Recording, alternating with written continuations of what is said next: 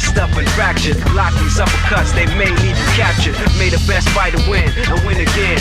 Battle to the top until his life ends. But if his life ends and he starts to decay, may one of his street soldiers avenge things. See you talking to the game, couldn't be talking to me. I got enough to beat and more soldiers to bury. You know we just clicked in and made you realize this game is twice as hard. You see that with your own eyes. You're on the way to choose your type of life, cause you gotta. I tell you from now, which fighter will be the hotter. I don't think you want this one, just practice. Just challenge me when you're ready with your tactics. High punch and spin kicks, watch your back split. I see you in the air when I make you backflip. Select to make your first pick. 10, 9, 8, 7, 6. Choose and pick the best one. 5, 4, 3, 2, 1. Select to make your first pick. 10, 9, 8, 7, 6. Choose and pick the best one. 5, 4, 3, 2, 1. Select to make your first pick. 10, 9, 8, 7, 6. Choose and pick the best one. 5, 4, 3, 2, 1. Select to make your first pick. 10, 9, 8, 7, 6. Choose and pick the best one. 5, 4, 3, 2, 1. One box could leave you messed up and fractured. Block these uppercuts, they may leave you captured. May the best fighter win and win again. Battle to the top until his life ends. But if his life ends and he starts to decay, may one of his street soldiers avenge things. See you talking to the game, couldn't be talking to me. I got enough to beat and more soldiers to bury. You know we just clicked in and made you realize this game is twice as hard. You see that with your own eyes. You're on the way to choose your type of life, cause you gotta. I tell you from now, which fighter will be the hotter. I don't think you want this one, just practice. Just challenge me when you're ready with your tactics. High punch and spin kicks, watch your back split. I see you in the air when I make you backflip. Select to make your first pick.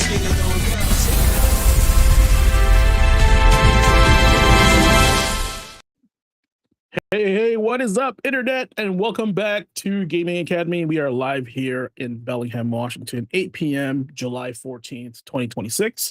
And I'd like to welcome everybody back, including the students, faculty, collectors, digital library managers, backlog survivors, and everybody who still remembers when buying a game meant holding something in your hands.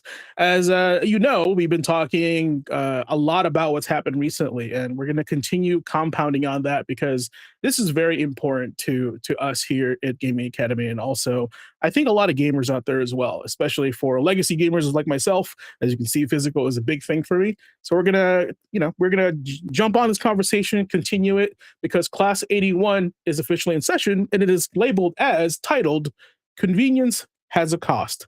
So last week we talked about how the game has changed, right?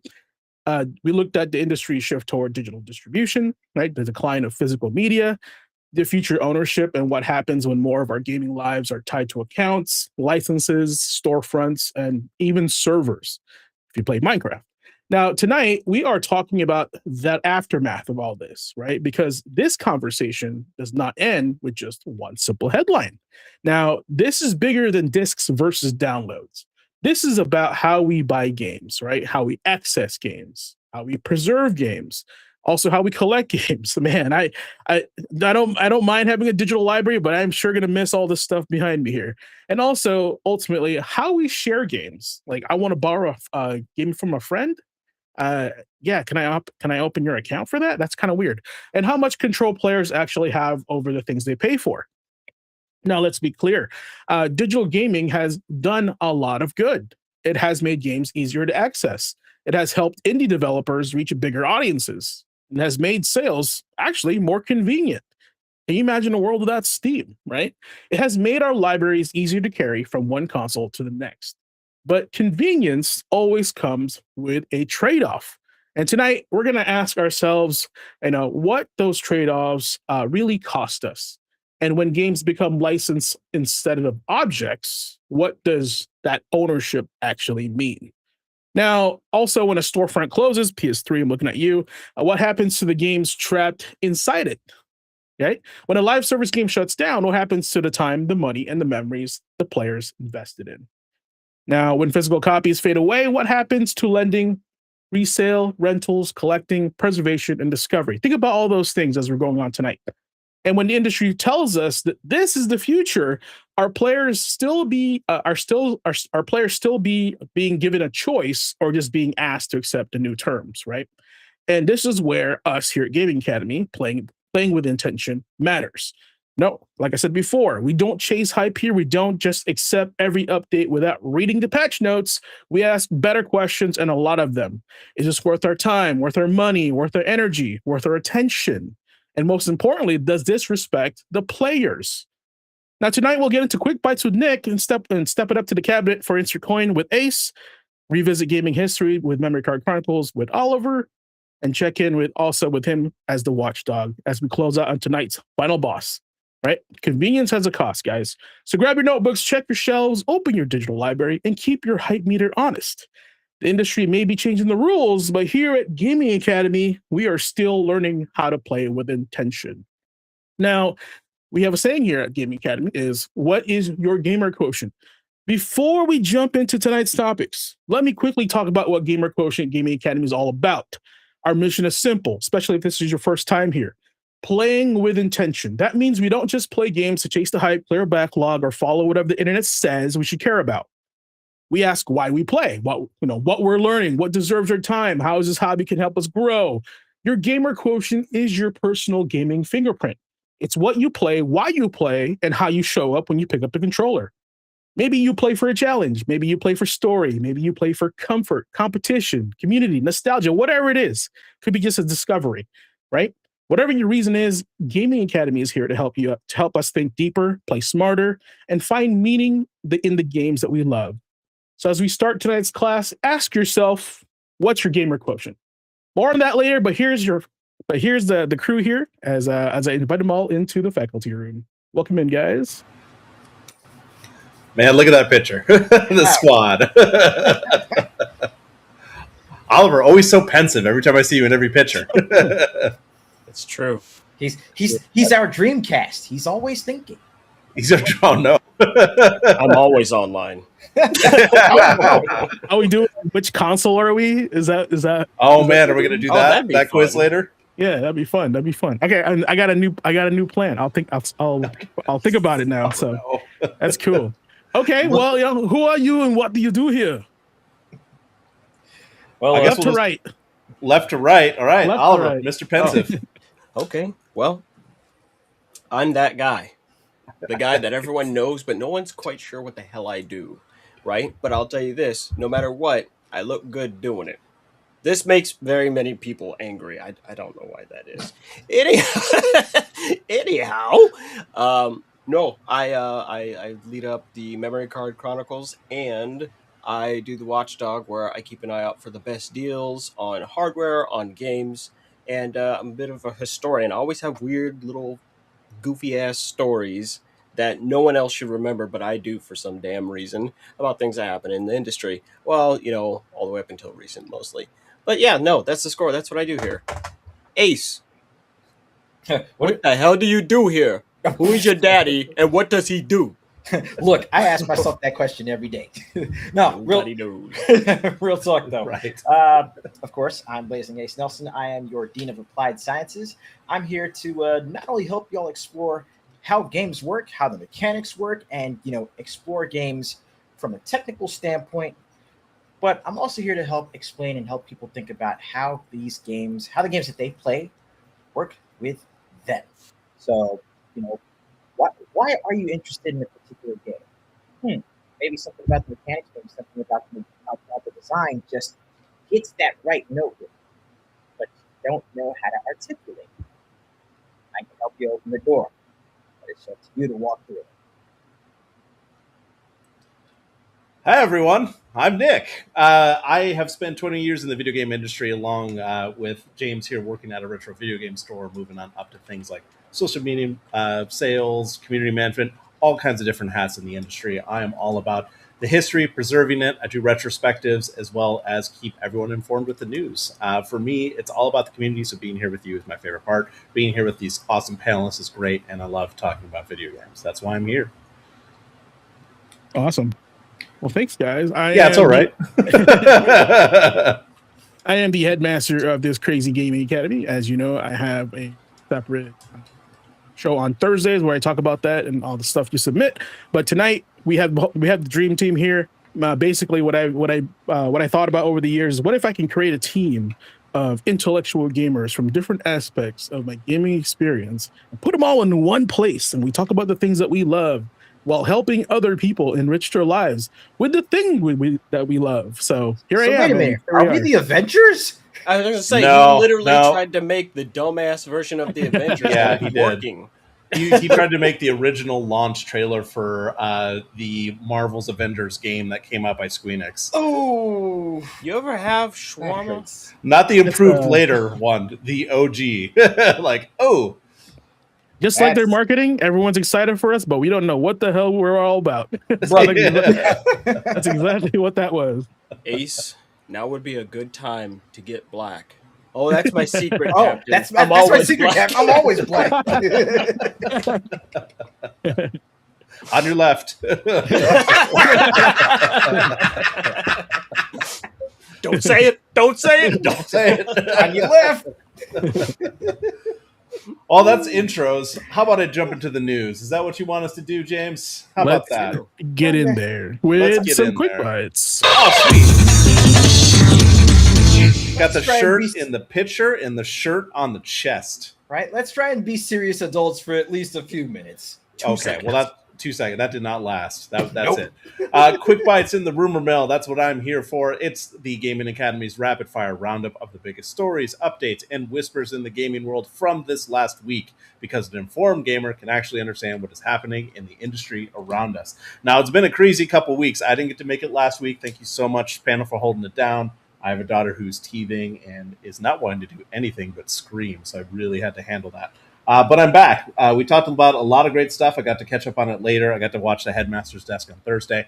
But let's cover these last 7 days. So being able to leave on your own terms in this industry doesn't happen often, as we've seen this last couple weeks, especially with layoffs going off across the industry. But Greg Schofield has done exactly that. The former VP at Visceral and Crystal Dynamics, and the former CEO of Striking Distance Studios, which did Callisto Protocol, if you didn't remember that one.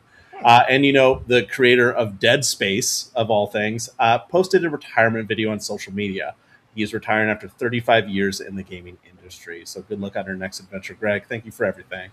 The team over at Techland have shared that Dying Light the Beast, which did release this last year, will not have a launch on the PS4 and Xbox One. Now, this was originally promised by the company, but they cited that the overall project would compromise way too much trying to get that on the other last-gen consoles. Not too surprising.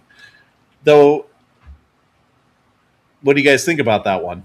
You promised that. It's last-gen. There's a really lot of people holding on to it. Kind of makes sense, though. You have to compromise a lot. You gotta move on.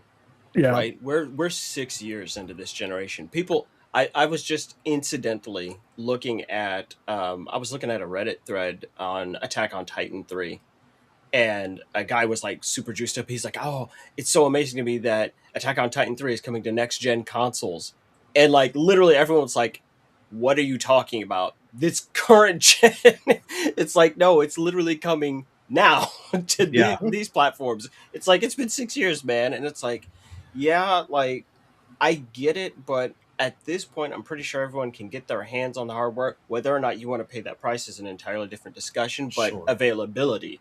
Yeah, and it's like Availability has surprisingly gone up compared to launch for the PS5. So it's tough. And that's one of the reasons I wanted to bring this up really quickly in Quick Bites, because we were dealing so much with this is another year into the generation, this far on, exactly like Oliver said, where prices are going up. They're not coming down like they normally would at this point. There's no refresh that's coming out that's dropping the price on these things. Prices are only going up. It feels like I have a little bit of temporal displacement thinking about this. Like, how much time has passed? It's like COVID all over again, just that black hole. Yeah. I'm like, I see this in the news and they're like, oh, they're not releasing for the PS4 and Xbox One. Of course not. But it's just like, oh, yeah, well, all this kind of stuff going on right now, that's kind of a crazy thing to pop up in the news. It's like, oh, it actually is 5 or 6 years into the generation.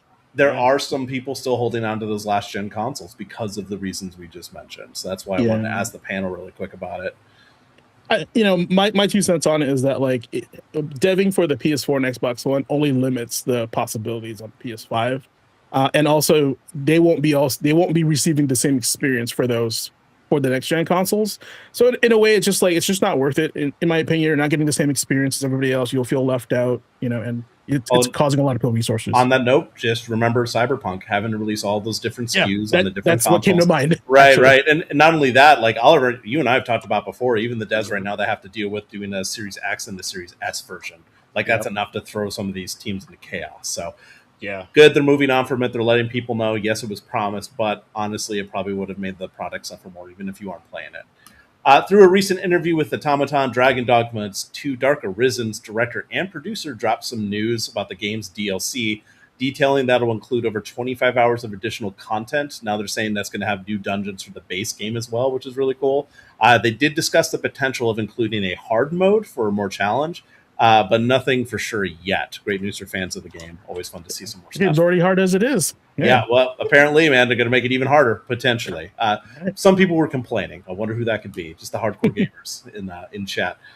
Disney did announce a new deep dive for Kingdom Hearts, which will be happening on August 15th at the company's D23 fan event. Nothing specific was called out about Kingdom Hearts 4. We did talk about that during the Summer Games Fest stream.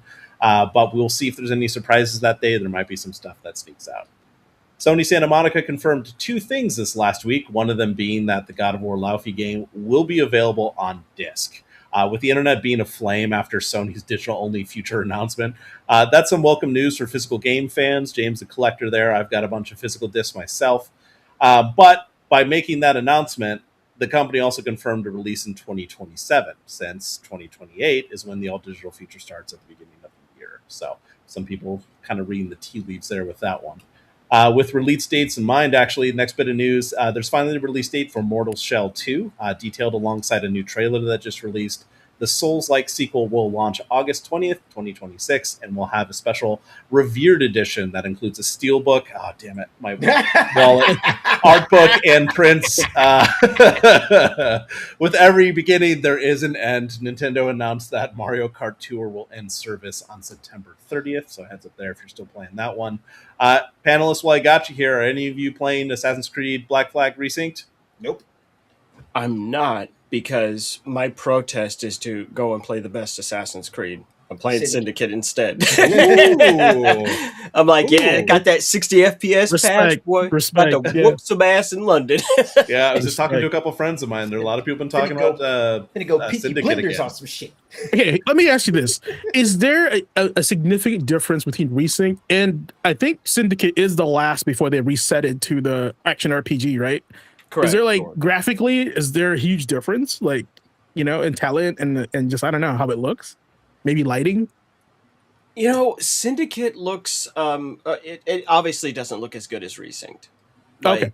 Easy, hands down. Yeah, But okay. it is holding the hell up over time, which really surprised me just visually.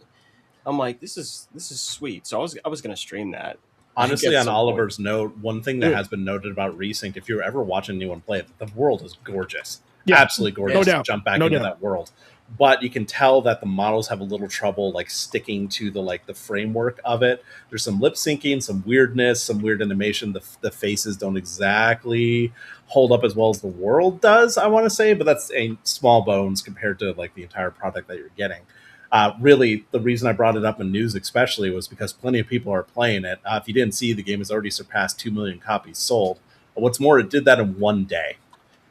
There's still some backlash right now, especially around the aggressive inclusion of microtransactions that are found in the game. Is that even new? It's not new. It's Ubisoft. It's just with this game being re-released, so what okay. what was with it, and the amount of DLC that they feel is that a lot of gamers are being locked out of. It's a lot more aggressive than you'd expect for a game that's that old that's coming back out. If you played any Assassin's Creed in the last couple of releases, or any Ubisoft game, you're very familiar with what this is. But there's still plenty of people surprised because they really want to relive this game in particular. We've talked about peaks in Assassin's Creed before. This one's definitely one of them for a lot of people. AC repurchase. That's what it is. Not resynced, repurchase edition. Repurchase. On that note, not repurchasing, but just stuff in general this last week. A quick roundup of the new information post Xbox layoffs Bloodbath-a-Palooza that we had to see this last little bit. A report from Bloomberg this last week has revealed more information from the inside of the company, highlighting that profits earned specifically from Minecraft were used to fund the broader Xbox portfolio as a whole. makes a lot of sense why CEO Asha Sharma called out investing and having direct oversight on Mojang and King. But it's wild that report is able to say, like, oh yeah, this is funding all of the rest of the stuff, and that makes a lot of sense. Makes sense, but it's still just wild to contextualize. Right. On that same note, Doom developer id Software has lost 50% of its staff in those Xbox layoffs, which we now know has amounted to 136 employees. This led to a lot of rumors, actually, about this being the end of id Tech specifically. But a lot of insiders have pushed back on that with official statements saying that there are still people working on it. In addition, it did take to social media to post recently that while they're obviously hurting from the layoffs and they want to support the people that are affected, their team size is back to where it was for development and release of Doom 2016. So what did I say, guys? Didn't I say that? Smaller, more agile teams. Right. Yeah.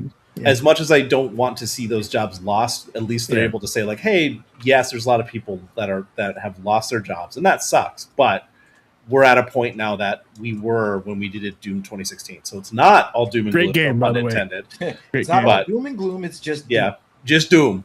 Obsidian Entertainment, on that same note, is being refocused as new reports explain that the team is being put in charge of a new Fallout game. However, their avowed sequel was canceled, which reportedly was going well and on track to be announced in the next year.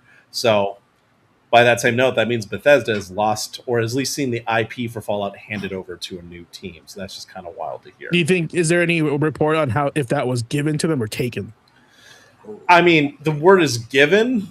There's we don't know just yet exactly. I mean, if you're looking at it from a CEO perspective, you're looking at something like, okay, Fallout 76 isn't going to move the needle. We want to invest into these big IPs, these tentpole IPs that we have, and people have been waiting for the next Fallout for quite some time. So in that sense, it was taken. It was given to a team that can start work now that made a game that was pretty well liked by the community. I remember New Vegas being pretty popular.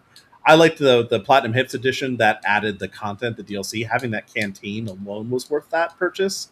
But nonetheless, it's in their hands now. We'll see what happens from there. Bethesda can focus on other things. Going to jump to the rumor really quick. Same as always, take this as a grain of salt. Just some interesting tidbits to start some conversation here on the panel. Again, short week for news. I know we talked a lot these last few weeks. I want to get to the bulk of the show, just getting all the juices flowing here again. So I'm getting back into the swing of things. According to industry reporter Jason Schreier, shared via X, it seems likely that Elder Scrolls 6 is still at least 2 to 3 years away, which is wild to think it has been that long since Elder Scrolls 5, 11. That was Skyrim.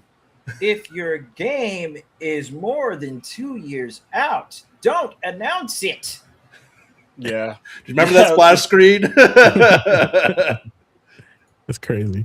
Yep, people were hyped, and now they come crashing back to earth a little bit. I wasn't even fucking married when Skyrim dropped, man. Now I've been married for like 14 years. I made a whole ass person. Right? Like, what are you guys doing over there? I made an actual look. Okay, here's all I'm saying. Look, making a human being, especially because Nick's just did it, man. You fucking around with peptides and DNA.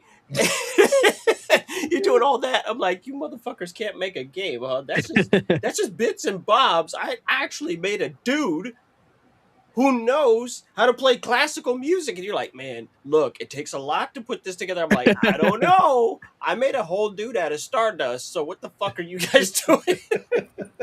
It wasn't even a twinkle in the eye, man. I wasn't dating my wife at all back then. That was me still working midnight launches at GameStop. I wasn't dating anyone. There you go. It's like, I don't know what you guys are doing over there. Like, I understand these things take time, right? But at this point, everyone's starting to side-eye you. Like, what are you doing over there? Like, I don't know. And between that with what you said about Fallout and that getting handed over to Obsidian, it's like, oh, so you're doing it again. So you just can't handle this right now? Like, okay, sure. But this time, why don't you give Obsidian a chance to cook? Really fun, brief, but I actually sat down and kind of went over a little history.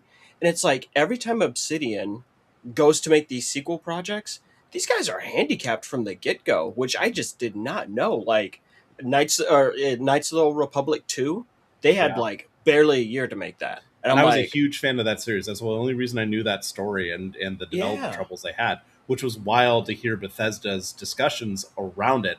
Plenty of other content creators have covered down the line, but if you don't know, I'm sure Oliver can learn you on it.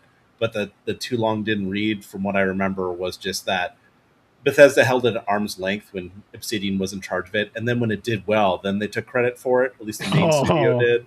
If Yeah. I remember That's right, fucked like there's up. a little more nuance to that story than Yeah, I'm yeah. letting on. Oliver, you might Rat be able to. bastards. and for New Vegas, they had a year and a half to make that. Right? And it's like, oh my goodness. And then, most people who Straight up remember when New underdogs. Vegas came out, they were like the whole Metacritic thing, and it was like, hey, if you get an 85, you're gonna get a bonus. They pulled an 84. They're like, yeah, go fuck yourself. And it's like everyone's like, that's low. Like, but I mean, both of those games, both New Vegas and Old Republic, are noted for being particularly buggy games when they launched. They did not launch well. Like, a lot of people kind of gloss over that. It's like, okay, but you played it after all those patches. You weren't there on day one where it was like, oh, this is a hot mess.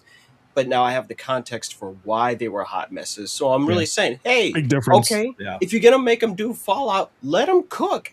Actually, give them a respectable time frame. Look, let's be fair. Let's just break even and say give them 3 years. And I'm sure it's going to be a lot better, right? But Well, no, with it the was weird. time it takes to do games nowadays, like that would be the same kind of handicap. It feels like.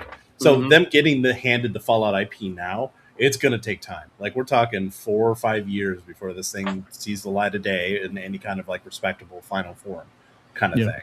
Also, is it even still the same Obsidian team? Like the people For the there? most part, from what we hear, it Yeah. kind of is. And the people being put in charge of it are some of the original creators and directors of the original Fallout team. Oh, okay. So Good. they have the talent there, long-term talent. If you guys remember my retrospective about Interplay, a lot of those people that were part of those original projects are at Obsidian now. That's one of the reasons that kind of DNA kind of carried over with a lot of like RPGs. Chris Mm. Avalone Yeah, actually Chris is was not. just tweeting about that today. And he was Yeah. going, hey, he's like, of the original 73, 12 of them are actively still there and working specifically on this stuff. So I was like, oh, he's like, Tim Kane's still there and all that. I was like, oh, this is good. I don't know how I stumbled across all this relevant information an hour and a half ago to be very topical, but The I swear. algorithm. I swear, man, that's one of the things that happens when I start jumping into the news. We talk about one or Mhm. two things that always invariably end up in like Memory Card Chronicles later in Yeah. the show. It always yeah, happens. so here's what I'll say. Good luck, guys. Like, I love Fallout. I appreciate it so much. I was not happy with New Vegas. I met these men. I talked to them personally. I was very excited about what they were showing, but it didn't pan out for me. I want you guys to get it right this time because you got skunked last time, is what the real score is, and give them the chance to stretch the legs because, if you play the Outer Worlds, that's actually not bad, and it's very, very silly. It's good stuff if they're allowed to just let them do what they do. Let them breathe. Let them cook. Damn it! Like That's- just. I don't know how much you guys talked about it. I only was able to catch the last show, not the one before it, Mhm. or at least the Headmaster's Death stuff. But when we were talking about all the stuff happening at Xbox, that's the wildest thing to me is that these games that have been released by these teams were good games. Outer Worlds, Avowed, like they're good games. South of Midnight, good game. They did not sell well. And that's the thing that we've seen a lot about Yeah. the discussions behind Game Pass and how that affects, sales and these teams and their vision. But the fact that, Avowed especially I'm looking at is something that had a ton of potential. They're already working on a sequel that was pretty close to being revealed. And now that's just axed. It just goes to show like where the money's being put now. Just like we're saying, like we're going, okay, get the next Fallout game. You guys aren't able to do it. Like Todd might have told them like, hey, it's going to take 10 years to get the next Fallout game out, Fallout 5 out, because we're working on this. We're working on Starfield 2. We're working on Elder Scrolls 6. And they're like, okay, we're going to give this to another team. We don't have that kind of time. We got to do this reset now. It's got to be something that makes sense. So, yeah, that's kind of where we're at. Kind of hit the nail on the head. Last couple bits of rumor mill, then we'll get on with the show. Self-described Ubisoft leaker, again, TX has potentially leaked details on the Assassin's Creed Hex project. They've previously leaked correct info about Far Cry 7 and X-Defiant, but as far as the Hex details go that they shared, it's going to have a $70 standard edition, $80 deluxe, and a $120 collector's edition. The release date is currently set at June 2027, according to them, but they did note that's a possible placeholder. Magic is removed from the game. The fear system from Syndicate's Jack the Ripper DLC is making a comeback, apparently, according to those details. So, little Syndicate call out, like you were just talking about earlier. The last little bit they shared was going to have darker graphics compared to Shadows, much more focus on that. It's also going to have a revamped audio system, so you'll be able to tell or won't be able to tell who's on the other side of a wall. So, some audio differences. They're trying to up the game on that. That's cool. We'll see if any of that comes to pass, but kind of a couple cool bits of information. Insider Dust Golem is back at it again, this time detailing rumors about Capcom. He's saying that Capcom is investing into doing more lengthy story DLC in the future of Resident Evil. Think the length and ambition of Separate Ways or Shadow of Rose. The idea is that they're going to use this DLC to fill gaps between new releases. He also detailed that the Resident Evil Requiem DLC is very ambitious and is going to be responding to a lot of feedback that the company heard on Resident Evil 9. So, Cool. for fans of Resident Evil, some interesting stuff there.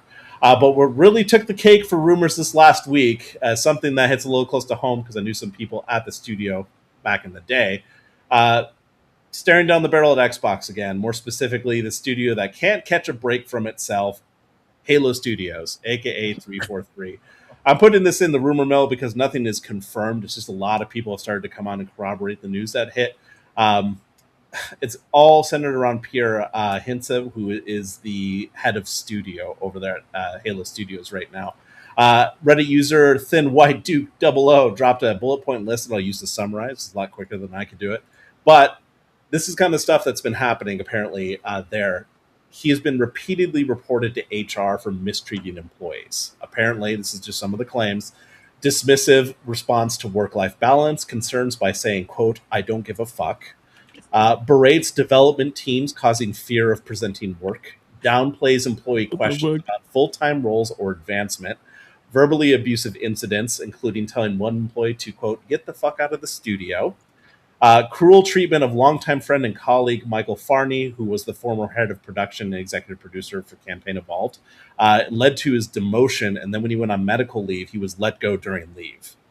Poor project management on Campaign Evolved, constant priority changes, lack of roadmap and planning, then blaming the team despite their efforts to salvage it. There has been insiders who come out and said the team that were there were fighting tooth and nail to get this thing into its final form and get it shippable. Other leadership issues over there. Chris Matthews, the studio art director, accused of cronyism, hiring friends over qualified candidates. Inappropriate comments to coworkers, including HR intervention needing to happen, and other complaints. Elizabeth Van Wyck, the CEO, criticized for focusing on personal activities, for example, vacations, instead of studio financial responsibilities. Craig Duncan, Xbox Game Studios leadership, credited with strongly supporting Pierre's promotion despite limited mentoring.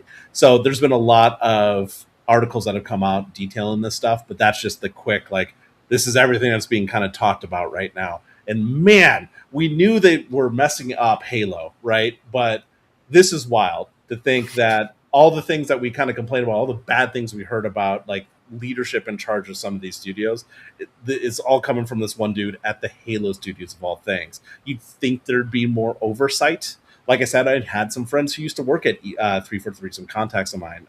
They obviously stopped working there a long time ago.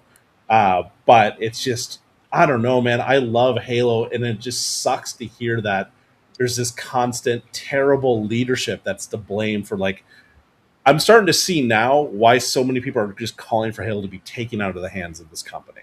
Like, I get it. If this kind of stuff is actually happening, which it seems to be, a lot of the people are corroborating this kind of stuff, this sucks, man. I don't know about you guys. What do you think about this?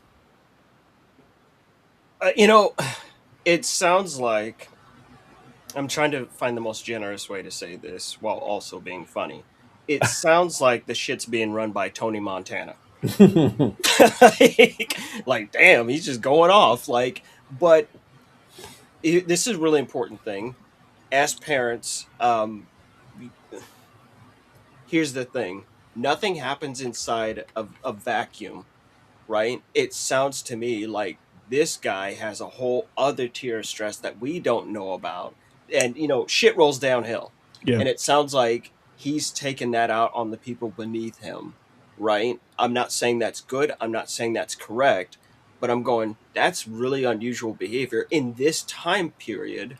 Why might he be acting like that? But then we can kind of see the pressure. We can see the pressure from up above, with everything going on with Xbox right now, and just the general, there's tension in the video game industry right now. The rope is pulled very fucking tight, and I think we're just starting to see that actually present itself in a more realistic way, like the in a way that makes sense to people. Hey, this guy's acting up and this guy's freaking out, and there's all this bad behavior and all that. People are really scared all over the place, right? I mean, between the constant layoffs, which are now happening out of season, right, to companies restructuring, to this company over here is going, hey, you don't own shit, right? Meanwhile, everyone in Nintendo's like, hi, play our video games, and you're like, oh.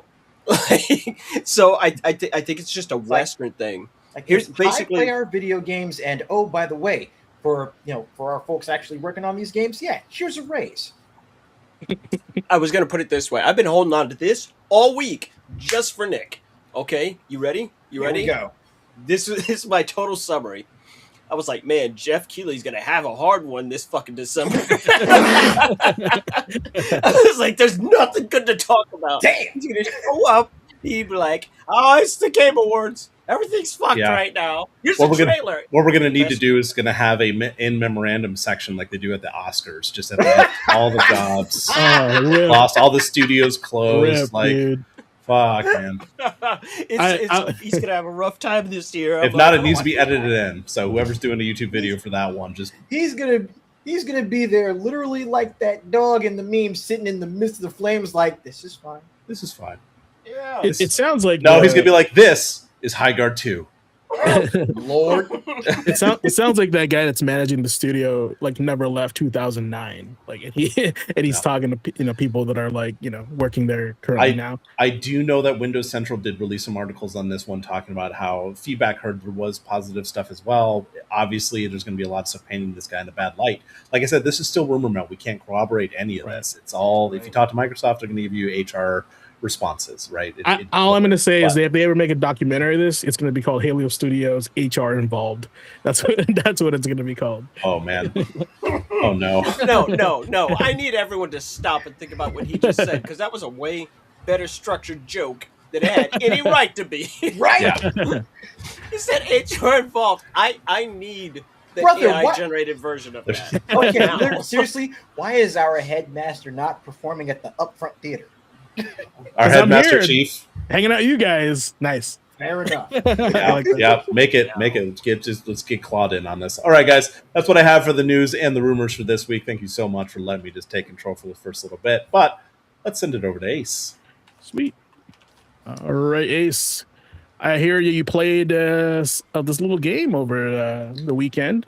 So that gives us opportunity to give us your insert coin for the game. Which game again? That would be for Grand Blue Fantasy Relink Endless Ragnarok. That Party is so many people. words. Right. Have I got That's how I Have I knew got it was a some Japanese freaking- title. I've watched too much anime lately where the titles just go on, and that's one of them. My Right. teacher, Well, I'm in love with my teacher, and also they are a succubus that has to ride But a also, train. my teacher is my mom reborn Oh my god. Okay, so let me In another let world. me, in let me another world. summarize let me sum this up for y'all. All right, Go.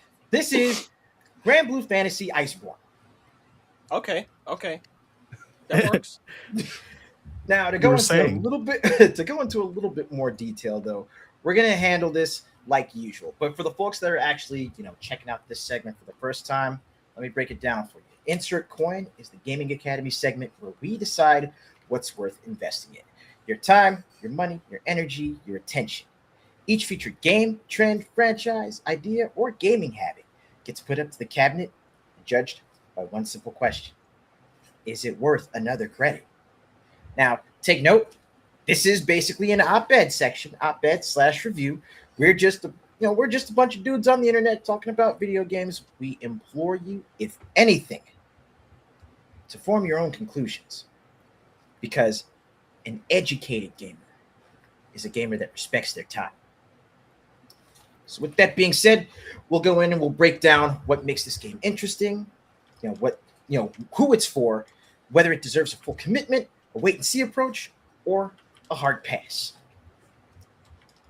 But with that being said, we are going to basically hold this up to the Gaming Academy standard, and we're going to, discuss it through the lens of playing with intention. So as far as, why even pick up this game? It's simple. When I was first queued into Grand Blue Fantasy Relink, thanks to Chop, if you're watching, I blame you. But, when I finally got the chance to see the game in action and I saw just how fluidly it played and how the characters were represented outside of the Grand Blue versus fighting game and outside of the Grand Blue Fantasy, online game, the action had me hooked. So as far as my why, it's real simple. I'm here for the fun. I'm here for the story because it does do a great job of telling the established story of each of the characters in the title. And on top of that, it's Muso adjacent. So yeah, I've got my eye on this for quite some time. Perfect. But with that being said, with the numerous ways that this game and especially this expansion had hooked me, I had to kind of narrow it down as far as, whether or not I actually wanted to pick the game up and the expansion. And my focus on, what I wanted to do in getting my hands on this game was, simply put, to see how it differentiates itself from other action RPGs, to, really get in there, dig into the mechanics, and, I just wanted to focus on learning the game, completing one quest at a time, learning the bosses, learning the system as far as character progression. And over the course of my time with the game and the expansion, I had heard a lot of comparisons. Oliver, I hope you're sitting down for this. I'm sitting. There were a lot of comparisons to Monster Hunter. In terms of character progression, in terms of, taking on bosses to farm materials for, better weapons to fight, bigger and better bosses.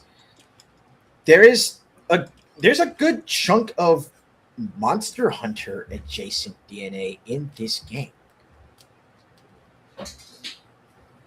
So again, not trying to pull you specifically into it, but there's It's too late. I'm pulled. there's some overlap. There's some dovetailing here. Now, of course, even though I was hyped for the game, it looked great, especially at first blush. It was one of those games where I wasn't too sure how I was going to feel about it, and we're playing by fear. We're playing by feel here, not FOMO, not fear of missing out.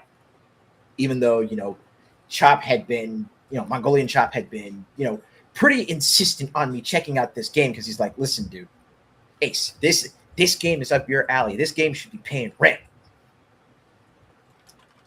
But at the time that the base game came out, Final Fantasy 16 had also come out. And that was the game that at the time had really, gotten me excited as far as, again, not just an action RPG, but something with the kind of combat pedigree that I immediately cued in on because, it was being done by the combat designer for Devil May Cry 5. So I wanted something with fast-paced action, with robust characters that really feel like playing a different game entirely, even in the midst of the main architecture, the main framework of the game as it was developed, as it was built. I played through Final Fantasy 16. I had a good time with it on my first and second playthrough. But even then, it felt like a few things were missing. And then I thought, you know what? Let's grab Grand Blue and give it a shot. And, let's download the demo for Grand Blue and give it a shot. And Demo in this day and age? right? But not just a demo for the base game. There was also a demo for the expansion as well. Wow. In this economy? Demos in the big 2.6? Somebody pinch me. Demos for the DLC in there is something different. Who's the dev for this one? This is Cygames. So if you've played Nikke, Goddess of Victory, if you've played Uma Musume, if you've played Grand Blue Fantasy Versus. Perfect. I see a pattern. Right. All the anime. All of it. But jumping into this, I also wanted to make sure that I didn't bite off more than I could chew by picking up the game. So, there are definitely some small win conditions that I had for myself going into Grand Blue. Largely, again, since the format of the game was so similar to Final Fantasy 16, what I wanted to know is how would this attract people that have already played something like FF16? What are the difference? What does this game do that's different from this one, even while being in the same genre? So, my win conditions starting out with the game, and especially starting out with the DLC. Well, my win conditions starting out with the base game was compare and contrast. My win conditions with the DLC was, what are the quality of life improvements? What does this add to the base game to make it worth the purchase? So for me, it was literally, analyzing the game, digging into it firsthand and finding out just, what the scoop, skinny, and the score was. After sitting down and playing this expansion for, let me go back to the Game Hub really fast just so I can,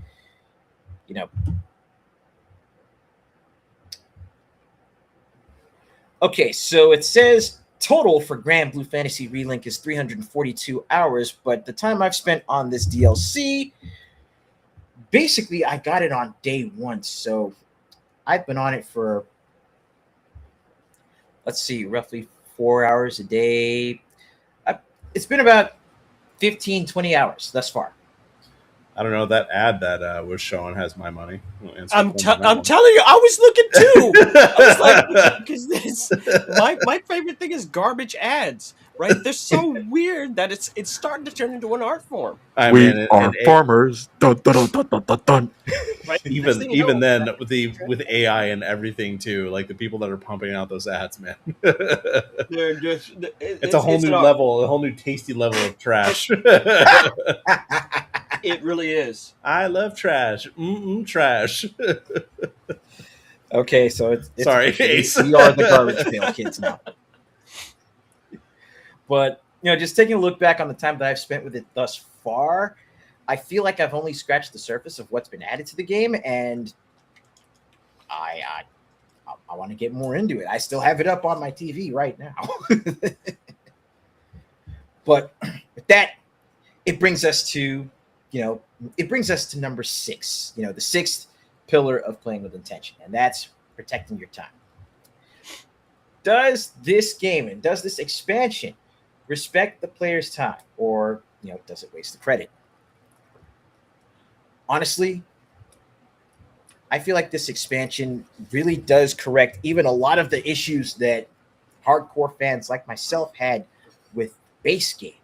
So it's one of those things that if you already sat down and you maxed out characters or played through the entire story and the DLC quests and got all the characters, which came out for free, by the way, then you're gonna like the extra seasoning that's been added to the steak. But I mean, it's really as simple as this. Now that we've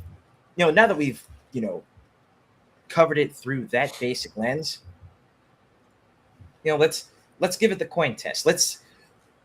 Let's take what's on offer and hold it up against what it costs. Now, the real cost of this one, again, the cost isn't always just money.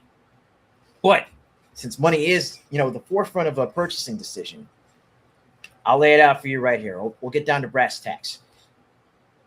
This DLC, this expansion, is priced as a full expansion. and it's going for $30 on top of what you've already purchased for the base game.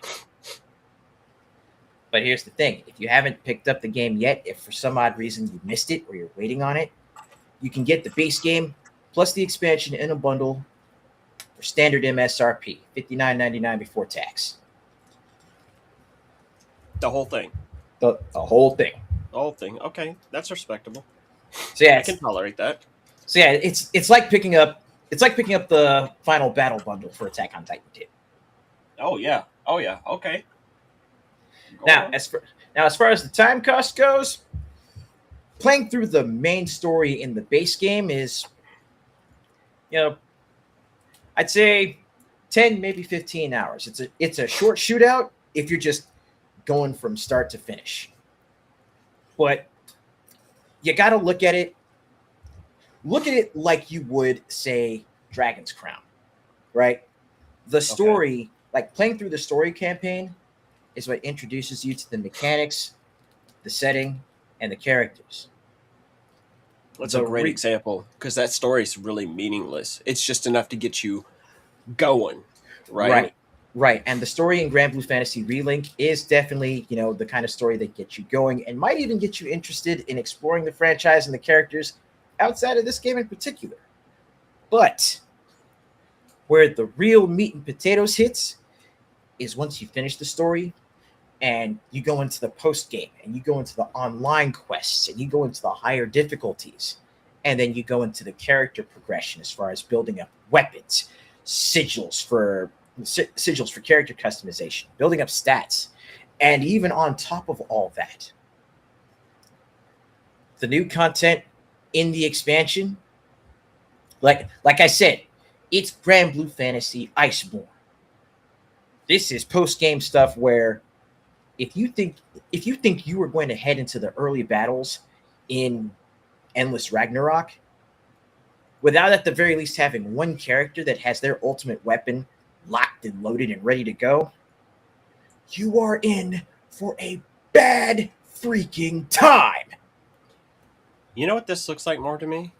This looks more to me like Dragon's Dogma, but with a more cohesive experience overall. You could say that. Oh, and also speaking of additional content, one of the additional modes that was added to the expansion was a roguelike mode called the Conflux. As you open up progressively longer cycles, which are the different paths, the different arcade ladders, if you will. As you open up more of those, you get to go through and you can set up different auras, which give your characters different boosts. There's different paths that you can take, like the dexterity way that was just gone into before this ad started up. These fucking ads are killing me. They're fantastic. I've seen a flamingo. I saw a weird Getty Images mailbox and then a choir. Like, there's no consistency or theme here. Like, they're just throwing whatever they can at the screen. It's great. It's almost as good as the game. It's like Backrooms, the advertisement. You're just like, what the fuck does this even mean? Oh, I love to see it. But getting into the extra stuff, there's different stage types that are actually available in this. So it's not just all combat. There's stuff like, a shell game that you play with 3 of the NPCs, which all look alike. They're like, I was gonna say, why are we on a pirate ship? Right. No, the reason you're on a pirate ship is because that ship, the Grand Cipher, is pretty much your mobile base of operations when you're not in one of the 2 major towns. Okay. But there's stuff like Spot the Difference. There's Shell Game. There's literally, chasing down one of the slimes in like an obstacle course. And then, of course, the different combat arenas in the roguelike sections do everything from, a standard skirmish to like multiple waves of enemies to boss battles. And then you have like Conflux enhanced boss monsters that you can take on as well, and still farm for parts and still farm for components for building up your weapons to move on to the next higher challenge. So again, it's that Monster Hunter grind loop. Yeah. That makes sense. Button. Ahem. Button. Uh-oh. Uh-oh. Uh-oh. Technical So- difficulties. Was it muted? Yeah. Yeah. Yeah. Yeah, that makes sense. There we There go. we go. But yeah, there's gonna be a good chunk of time, and honestly, I feel like a good chunk of energy and attention that you're gonna be putting into this, because even though the story itself is just barely enough to get you going, it's still enough for the characters to actually really grab you, and it's still enough to get you invested. And then you've got the Fate episodes, which are character backstories that you can play through, either little vignettes or small miniature stages that as you play through them, you get stat boosts. So you actually get rewarded for effectively going through the codex, you get rewarded for going through the library. And now that we've actually held up the content against the cost, let's talk about the value, the return on investment, because apparently ROI is what seems to dominate the gaming industry these days. Yeah. But let me put some real ROI in front of you. If you're a fan of action RPGs, if you're a fan of, anime, if you're a fan of the character designs from Final Fantasy Tactics, because yes, the character artist from Tactics is the lead designer for the Grand Blue Fantasy series. No shit. So if you're Okay. following the art style, if you're following the artist, give this a go. If you're looking for a game with intense amounts of replayability, again, just building up your characters, finding different builds and configurations to work with as you face each challenge, give this a look. The online play for this, especially considering that the expansion has added crossplay. So now, well, not just the expansion, but the update to the base game that came before Endless Ragnarok released added crossplay. So now, doesn't matter where you pick this up. If you got it on Sony, if you got it on Steam, if you got it on your Switch too, you can Wherever you got it, you're good. Yep, if you got it, you're good. You can crew up with up to 3 others of your best mates. So hell, all 4 of us here on the faculty, if we decide to get into it, could crew up and just go wreck shit. Doesn't matter where we're playing. Now, as far as what this personally means to me, now here is something that I mentioned when I originally did my backlog review for the base game. With Square Enix's propensity for remaking their classic titles as action RPGs,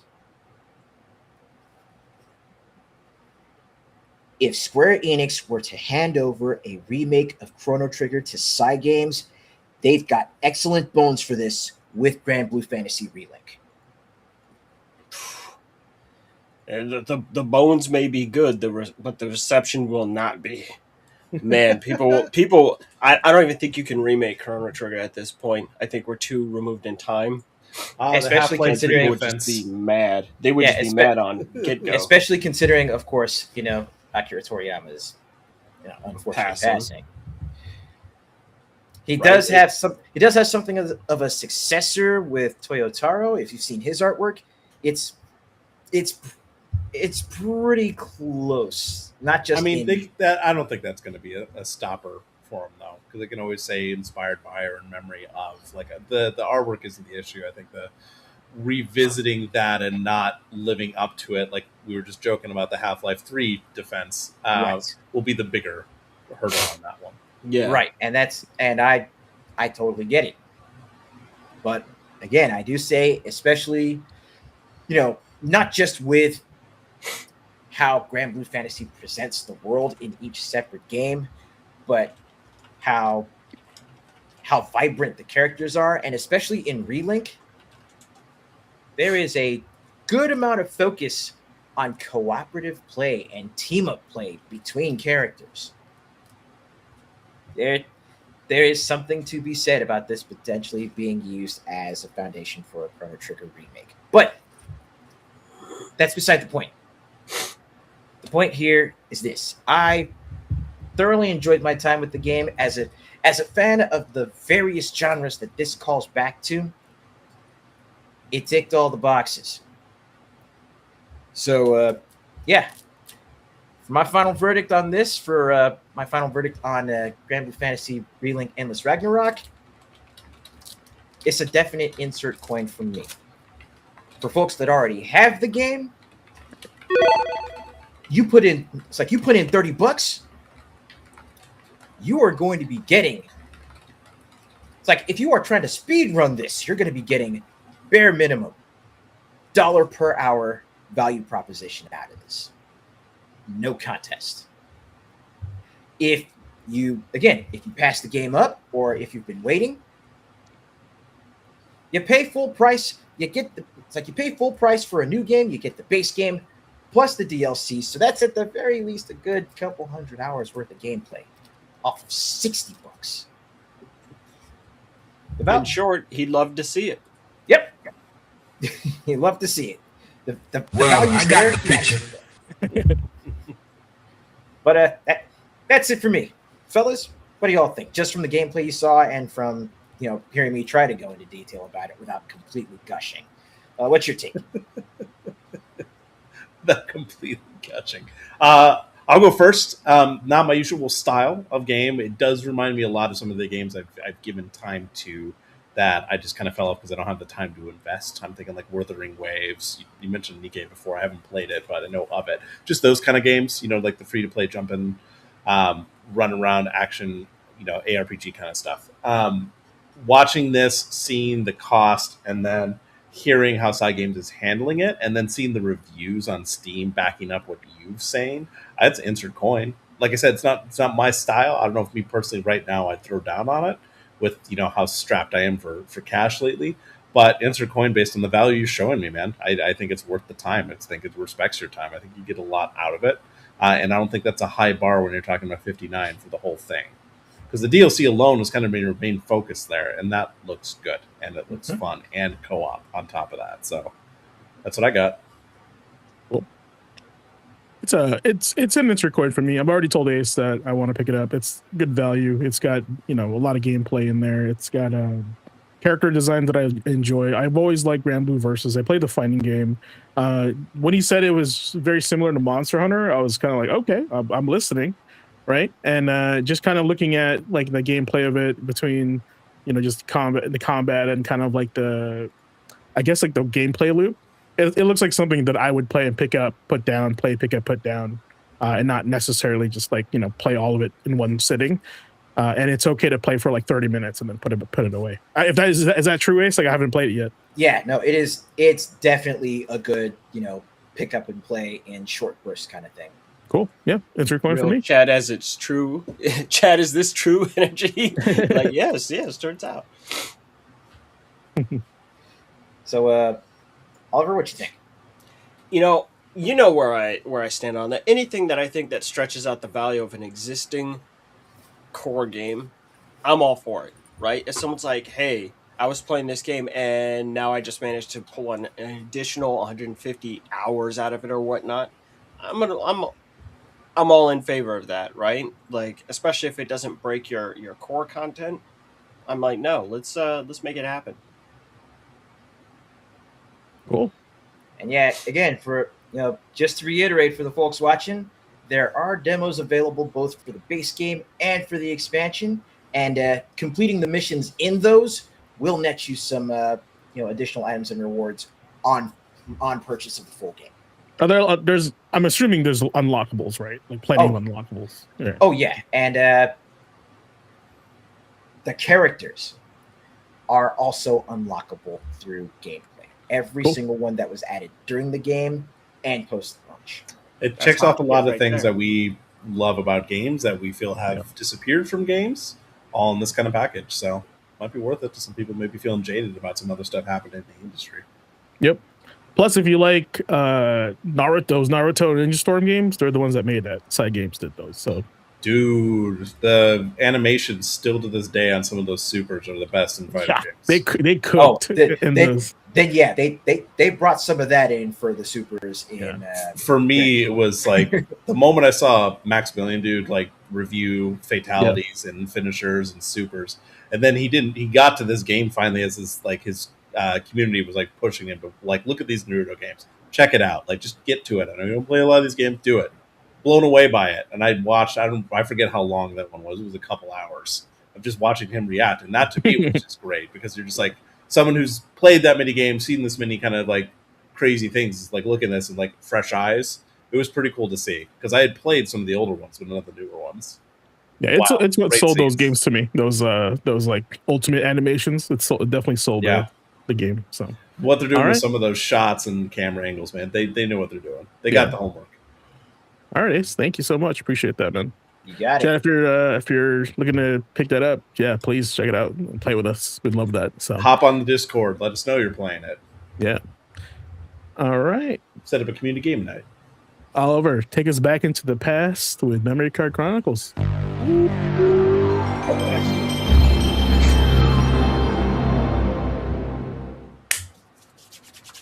Okay, well, I gotta wind it up because I got dumb shit to say this week. You know, especially because it's been a rough couple of weeks. I think for everybody, like it was hard to say anything nice about the industry, or just be like, right? We were just sitting there, like, you know what? Most people don't smoke, but I think we all have taken up smoking over the past 2 weeks.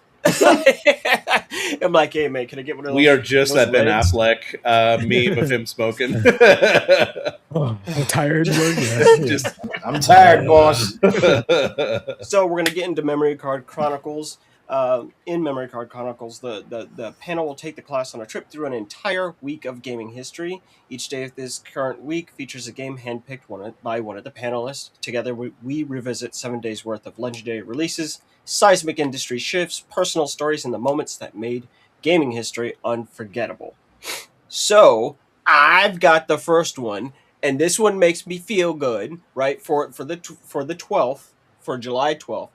I think it's one of the dumbest fucking games ever made, and that makes it one of the best games ever made.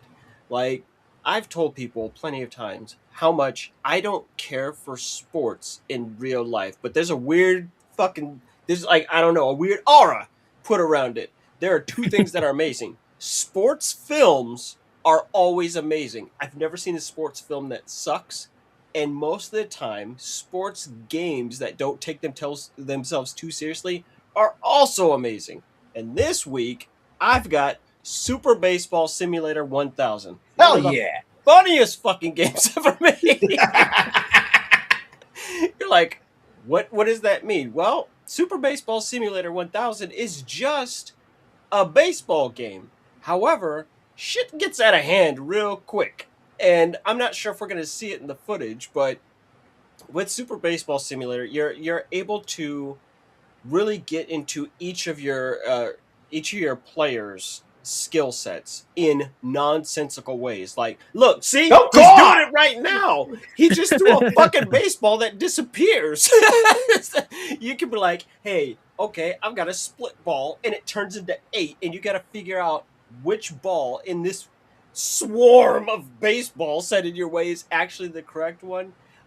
Everyone has some kind of different kind of skill set. So if you're outfielding, you've got a whole set of skills for that you can like you can learn.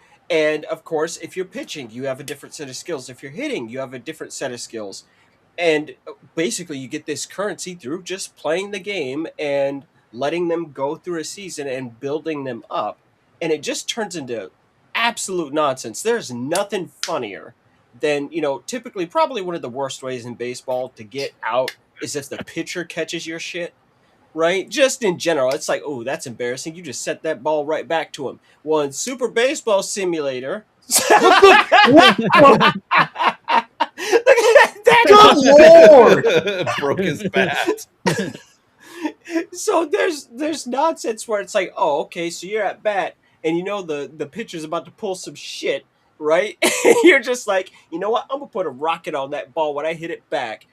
And you literally hit this ball so hard, the pitcher will catch it, but it's not considered a catch, and he goes flying all the way back against the walls. The pitcher is way far away from where he's supposed to be. He's knocked out. He's laid out. Look at this! Look at this pop fly he just hit.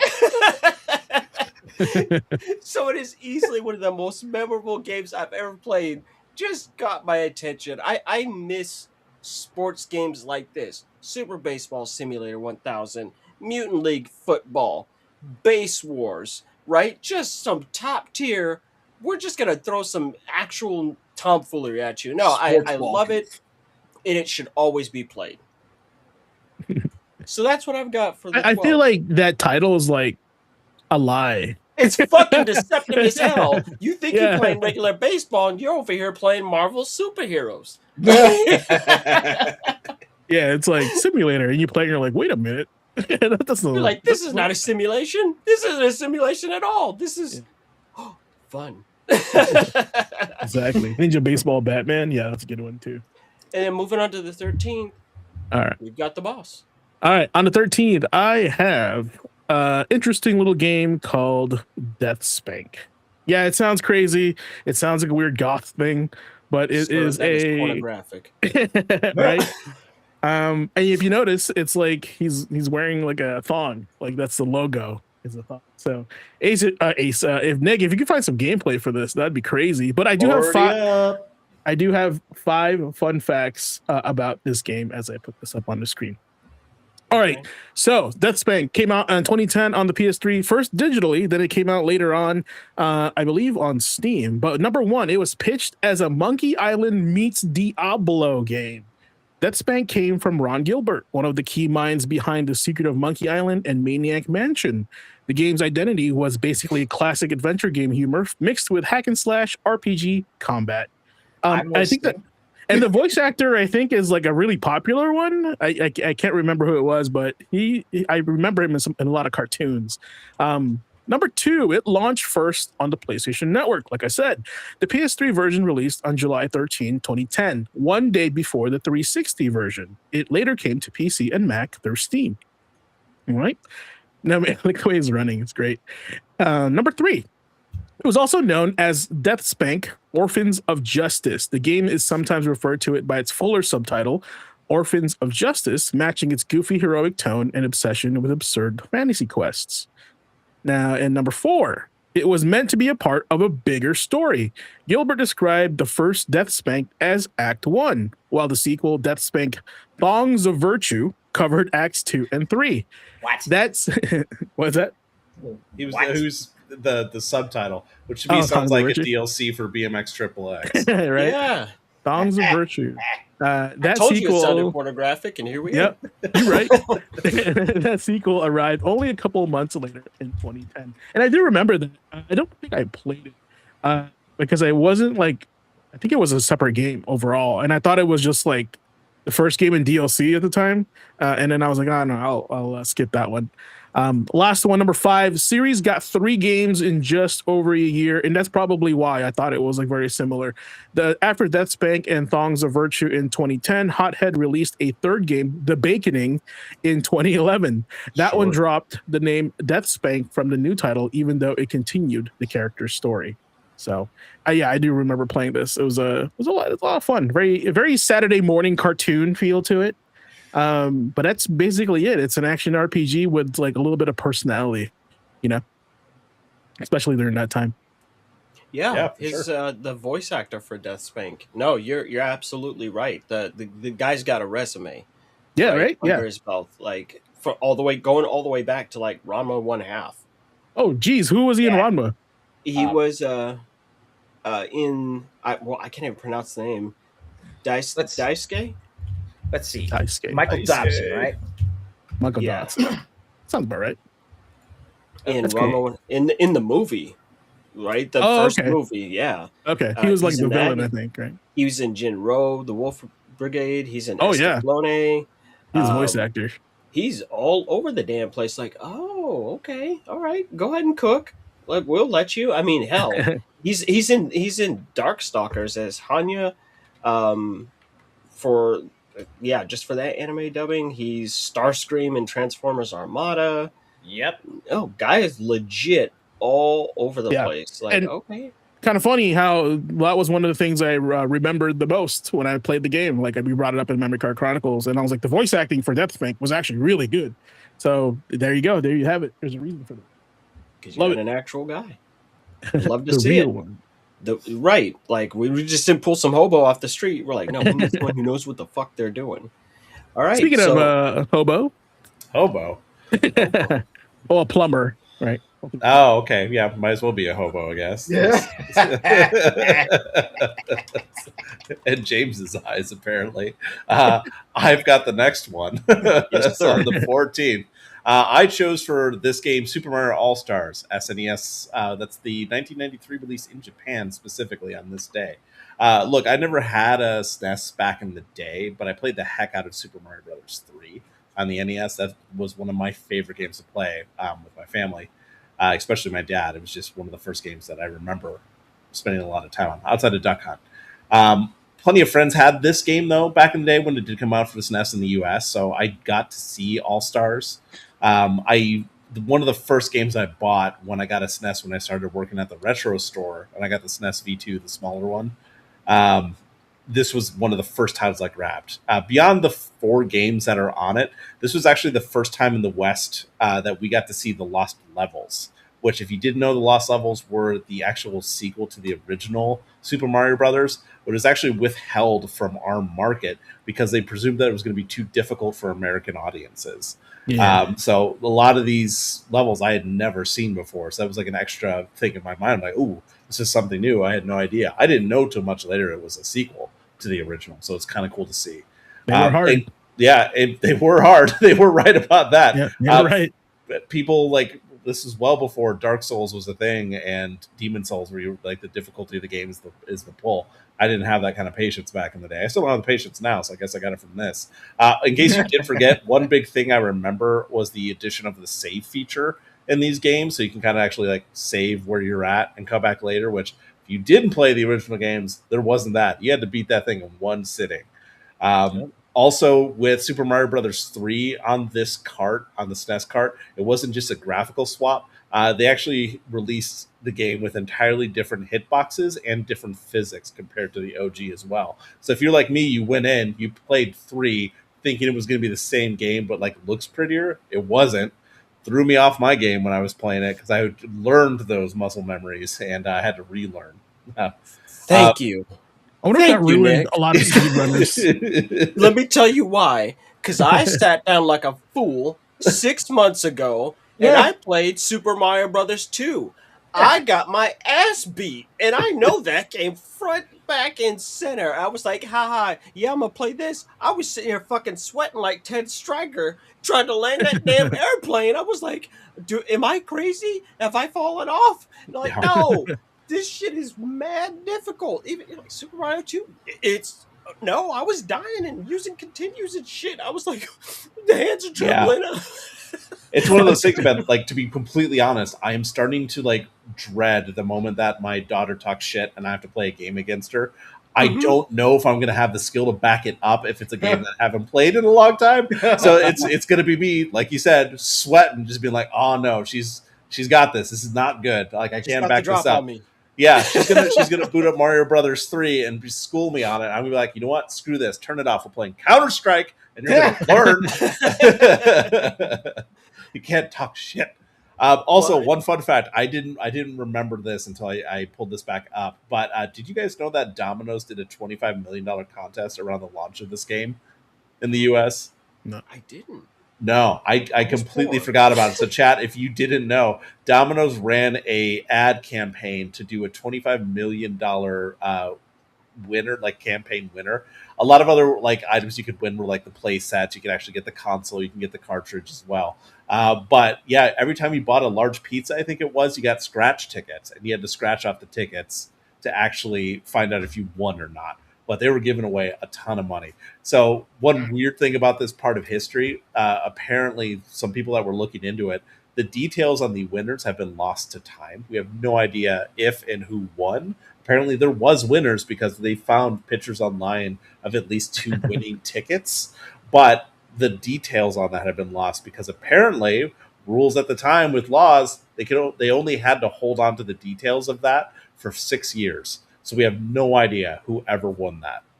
But it's crazy. A little fun fact for you on 1993 SNES release. No, you're right. I do remember that. It just took a second once you started bringing that up, because I remember there was big tie-in promotion with McDonald's for Super Mario Brothers 3 just a couple years before. Like, they were really pushing.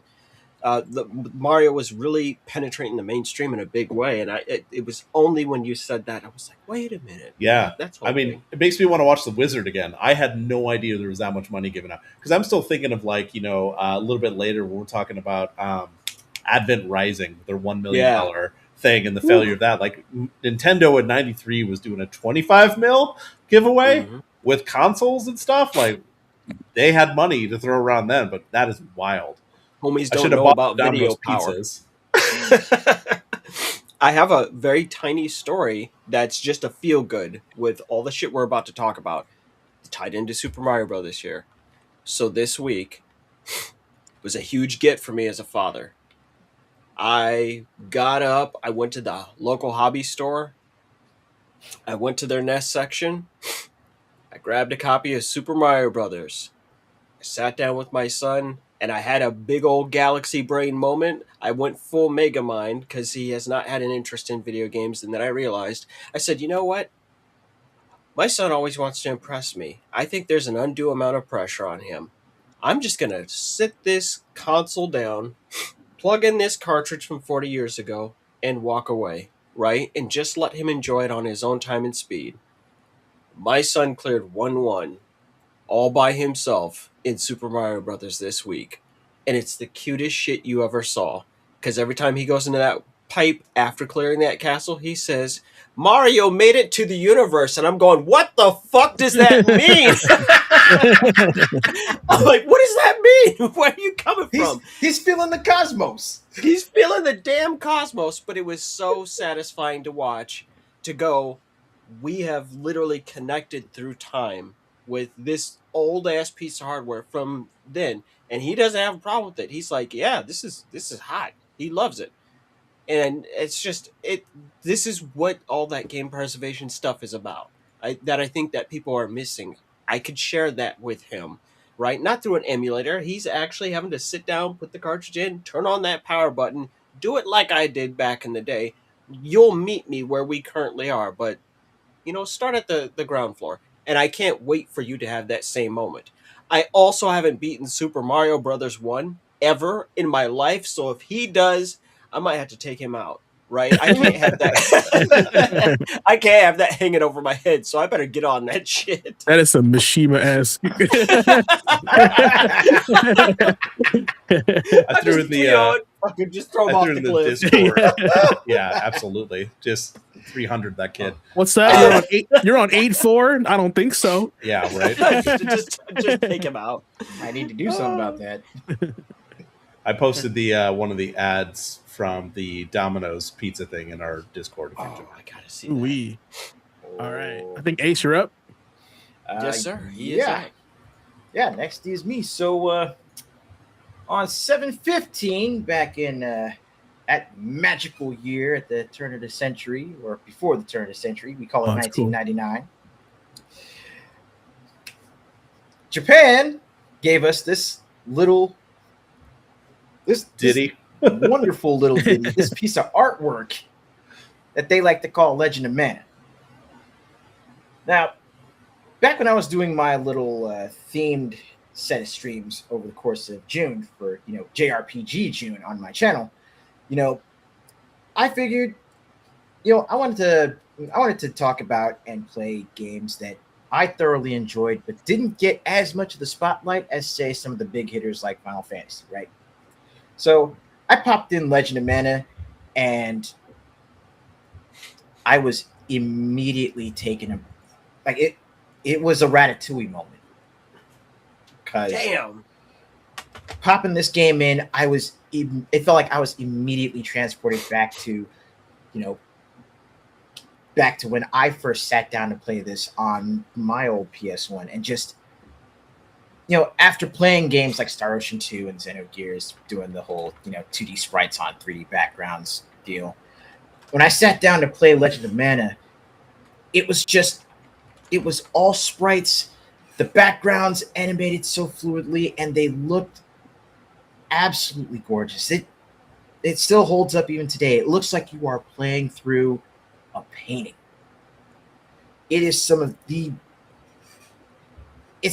most whimsical visual language that I have ever seen in a video game to this day. And the feeling that I got just from playing it, it's honestly beyond words, even thinking back to it now. But what's more is that even, sitting down and playing through this game and, somehow fighting through the numerous bouts where I was just spellbound from the visual design, and of course from the music taking me back as well. As I was playing through the game, doing my usual hands-on grunt work, I learned more about the mechanics of the game that I didn't even know back during my original playthroughs back in the late 90s, early 2000s. I'm still learning to this day the ins and outs and the secrets of Legend of Mana, and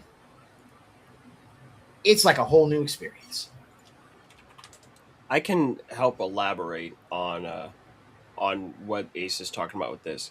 To put it another way, for people that played Secret of Mana, Secret of Mana is actually very straightforward. Legend of Mana sure the fuck ain't Secret of Mana. Okay, this is the most esoteric shit you've ever seen. It's kind of like, I want you to imagine Ghostbusters, right? And Peter Venkman, we get Peter Venkman. You're like, oh, okay, you're full of shit. Right? Or Winston Stedamore, right? Like, where you're just like, oh, okay, you're just a guy. You're just trying to get a job. You don't even care what the hell you're doing. I'm talking, this shit is like Ray Stantz, okay? He's always busting out Tobin's Spirit Guide. This game is literally just the most craziest shit every time you turn around. All I have to say to anyone that's played Legend of Mana is dud bears. And they all go, shut up! Oh. You're like, shut that shit up. You're like, I have to learn a whole fucking language in game, right? Brother, I'd rather learn Albanian. So Legend of Mana is also one of my favorite games, so I'm really glad that this was Ace's thing. But I want to show Ace something really cool right here that I don't think he knows that I have. Can I get blown up real quick? Yeah, got you.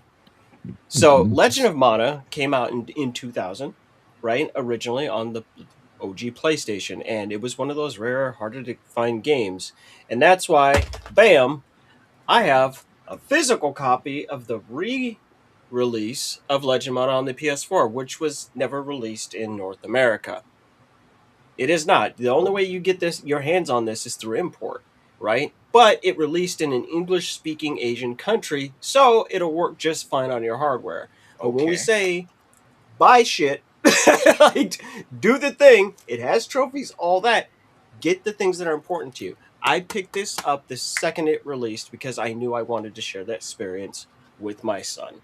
Because I hated Secret of Mana so much. It just does nothing for me. But Legend of Mana is so fucking weird. I mean, there's a cactus who got a diary, and you're talking to a tree, and next thing you know, you're remaking the world with colored blocks, and then next thing you know, you're like, do I have nunchucks like Bruce Lee? It's like, yeah, you beating ass with nunchucks. And you're like, it's like, oh, what's the story? No one knows the fucking story of Legend of Mana. It's so true. I don't know what it is. That's crazy. But that's one of the magical things about it, is that it makes sense when it all comes around together. And you go, that was one of the most different things I've ever played in my life. And it really sticks with people. And also, it's Monster Rancher. Yep. Yeah, it's weird because, like, if you're coming off Secret of Mana and you're playing this and you're like, wow, this is nothing like the original, it might set some weird expectations for you. So you go into it open-minded for sure. The culture shock is real on it, but it is a memorable game. It's one of those, hey, you got to stick with it for longer than what you normally would, but then suddenly it all makes a weird kind of sense, and you love to see it. So yeah, stay on that. It's a banger. We have nothing but good stuff this week. It's great. Hey, you got one coming up right here because you need to explain this game to a lot of people. Here I we go. damn near just went and grabbed it just now. Because again, this is one of those games that once I'm just trying to think of how to lead into this. Once this franchise started to become popular in the United States, finally after almost 20 years of trying, right? But SMT4 is the game for today, for this day on this week in history, on the 16th of July. What makes this release so special? Like, even if you guys are looking at the screen there, I'm sure we had the box art pop up there real quick. They knew when they put this out on the 3DS that this game was going to be a problem, because it comes with the strategy guide. It's a massively tall box. It's practically just a regular case size. It comes with the soundtrack and everything. There's no other edition of Shin Megami Tensei 4 that released. It just comes with the guide. And let me tell you something. The box reminded me of the old PlayStation 1 boxes, of how big it was, for what Yes, I sir. remember. Yep. It is that big, and Yeah, it was a pain in the ass to alphabetize that section in 3DS. I had to put that on a different. I remember that. let me tell you something. This game does one thing. It will beat your ass. Oh my god!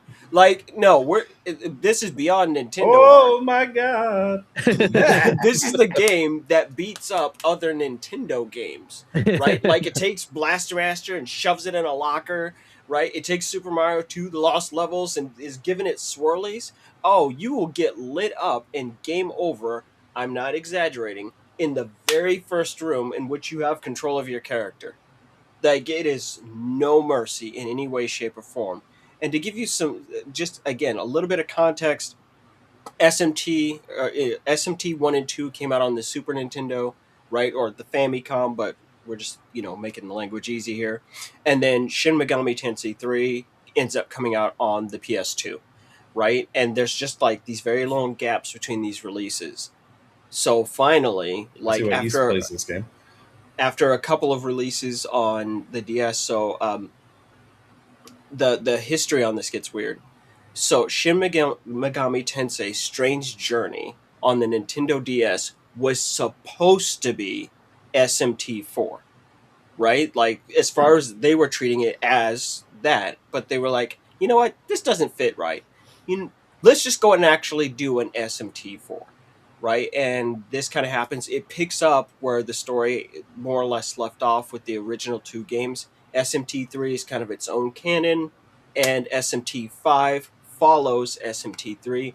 But this game is actually pretty damn rare anymore because it has never been remade. It has never been re-released. We have no clue how that would even happen at this point. People are hopeful, obviously, because they did that HD remaster, right, for SMT3 leading up to the release of Shin Megami Tensei 5. But it's so different. It mixes in elements of Strange Journey. There's, again, whole games that you have to play to really understand the context of what's happening here. But they took some of the good parts from 3, like hey, you can actually see yourself running around in the dungeons, because historically the franchise was actually a first-person dungeon crawl, not unlike Wizardry. Right? So they were like, okay, the whole thing that we did with 3 worked. Let's go ahead and vibe with that, but we'll have the first-person battler kind of thing. And no, you get beat up in really interesting ways. There was also deep integration with the 3DS. Right. So Speaking of getting beat up in really interesting ways, and this is something Jago's just called out, but look, while you were talking, one of the demons on the screen was literally slapping the main character. Yeah. Like, Had to take a life stone, took some medicine, slapped him around a little bit. took his lunch money, let's put it and this then way. said, "Why are you trying to talk to me? Why are you trying Even to leave me loose, I've been there. even loose, the game is $40 with nothing else. I mean, Shit. no case, nothing. Like you're going to pay a minimum of 70 just to get it with the damn box, not even the big whole box. Like Wow. it's a mess. But like there was just one other thing. They did do an expanded version of SMT4 later on, SMT4 Apocalypse, with an entirely different character. Just kind of, hey, here's what this guy's doing during the events of this. But there was a really interesting integration that it had with the 3DS. So you could continue to play even after you gamed over by giving coins to Karen, right? At the River Styx. But you got those coins by walking around with your damn 3DS with the pedometer, right? Like all that stuff and Street Pass and all that actually Okay. helped you stay in the game. So it's a weird one. It's a weird one, but I don't think it should be missed as far as for RPG addicts. It's a great time. It's a great time. So, like, how is this? And your people are gonna kill me for this, but is this in the same universe as Persona? No. Okay. So the idea is, okay, I'll make this super short.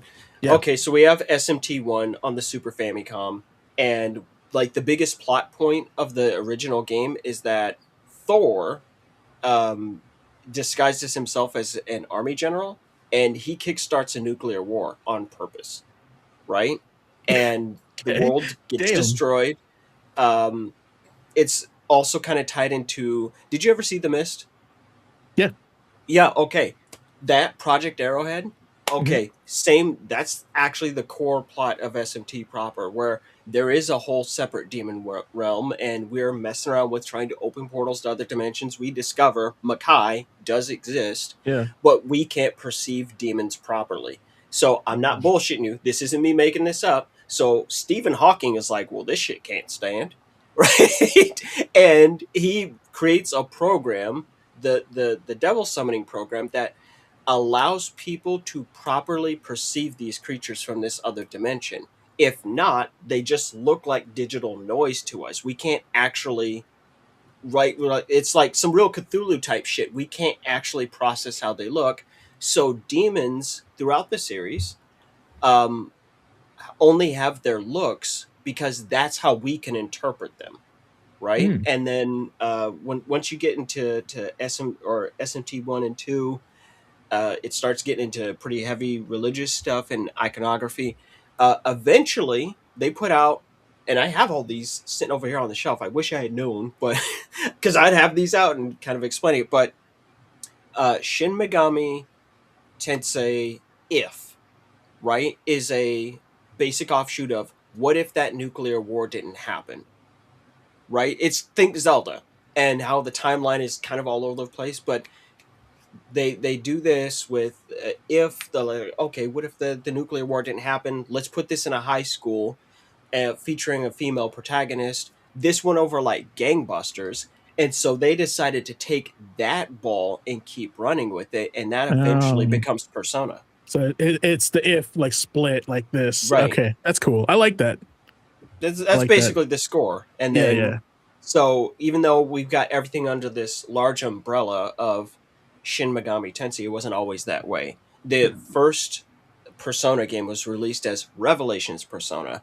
Like they thought that Revelations was going to be the name that they do for this. So there's actually another Revelations title on Game Boy Color, just Revelations: The Demon Slayer, that is completely tied into this stuff, right? And then of course you have Devil Summoner. That's a separate kind of, I don't know, I'll just say it, imprint, right? That folds into the greater universe as a whole, right? So there's Devil Summoner Soul Hackers, Devil Summoner Raito Kuzunoa versus the Soulless Army. Like, no, they kind of deal with specific things. And the only thing you can really count on is the overarching demons doing shit at a different time in a different place with like general overarching character designs. Okay. So Persona and SMT proper have very little in common now, except for both games have a penis riding a chariot. That I cannot forget. I remember seeing that. Like this is really what it comes down to. But no, SMT4 is just great. It's a fun time. So it's so funny. When I was looking at my games, I was going to pick the exact same game that you have for the 17th because I love talking about that game so I much, and figured. I want you to do it. All Just right. take the ball and run with it, baby. Here's the ball. You cannot hide from what they call the sun. This game is called Boktai. The sun is in your hand. So last time, I think on the show, we talked about how Hideo Kojima made some other games that are not Metal Gear, and this was one of them. I'll give you some 5 fun facts on this game while I throw the gameplay on the screen here. And of course, anything that I miss, because I'm sure there's a lot, Oliver can take over for that. Number 1, the cartridge had a real sunlight sensor. Yes, ladies and gentlemen, last time we said this cartridge had a solar sensor built in on the cartridge, so you can go outside and power up your ray gun. Boktai famously used a built-in solar sensor on the cartridge. You literally had to take your Game Boy Advance outside or near sunlight to charge your in-game weapon, the Gun del Sol. It's an awesome name for a gun. Number 2, Hideo Kojima produced it. The game was produced by no other than Hideo Kojima, best known for MGS, Metal Gear Solid, and more. You can feel his influence in the stealth mechanics, weird systems, and the way the game blends real-world behavior with gameplay. Number 3, sunlight was part of the combat system. The stronger the real sunlight, the more solar energy Django could use. Fighting vampires was easier in bright sunlight, while playing in the dark made the game harder and forced you to manage energy carefully.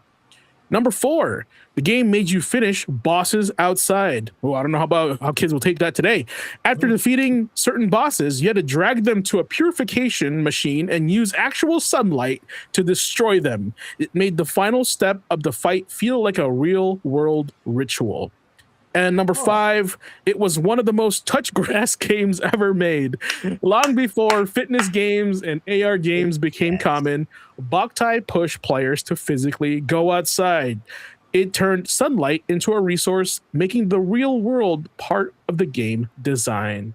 And I'll do a bonus line here for the panel, for the show. Boktai didn't just ask you to play with intention, it asked you to check the weather first. That's cool. Nice. It's amazing because, parents are like, go outside.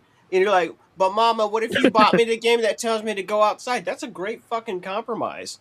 If you don't take your dusty ass outside and touch grass now, it's like, why not both?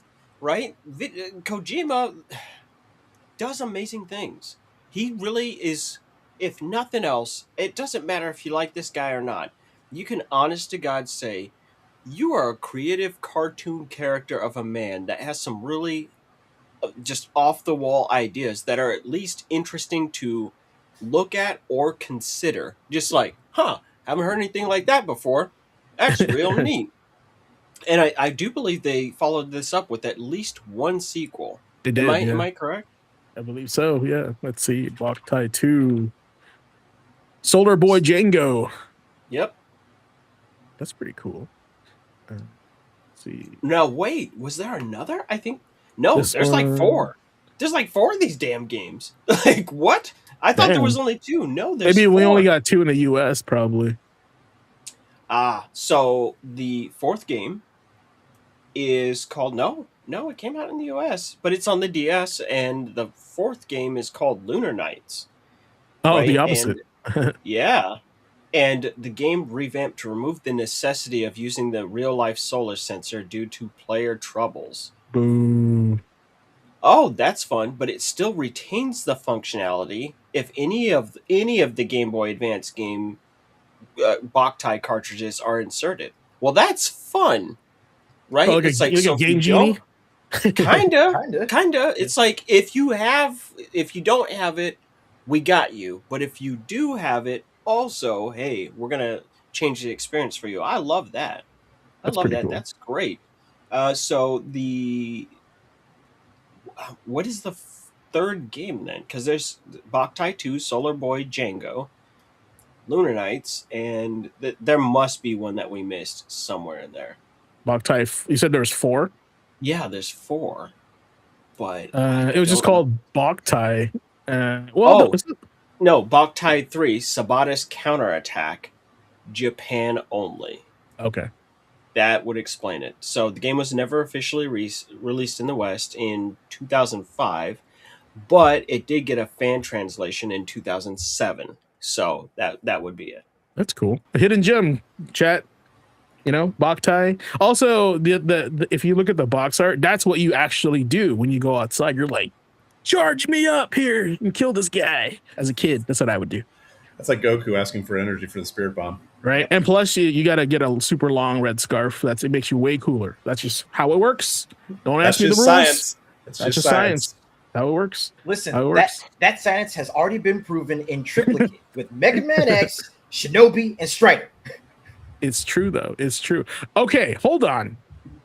Nick, tell it, man, what is this game? All right. what is this, bro? I was hoping Maybe- for a little curveball here, man. To switch things up. Maybe a little bit. Oliver knows, but I have no clue what the hell this is. What is this? Ah, yes. Ah, What yes. the fuck is this? This is You haven't been taking I your got Japanese nothing lessons? here. I got nothing. Go Well, ask I'm AI. glad you Grok, have. what is this? Grok, is this Don't ask true? Grok. So it's no secret that I do like bringing up gaming history and finding really obscure industry stuff.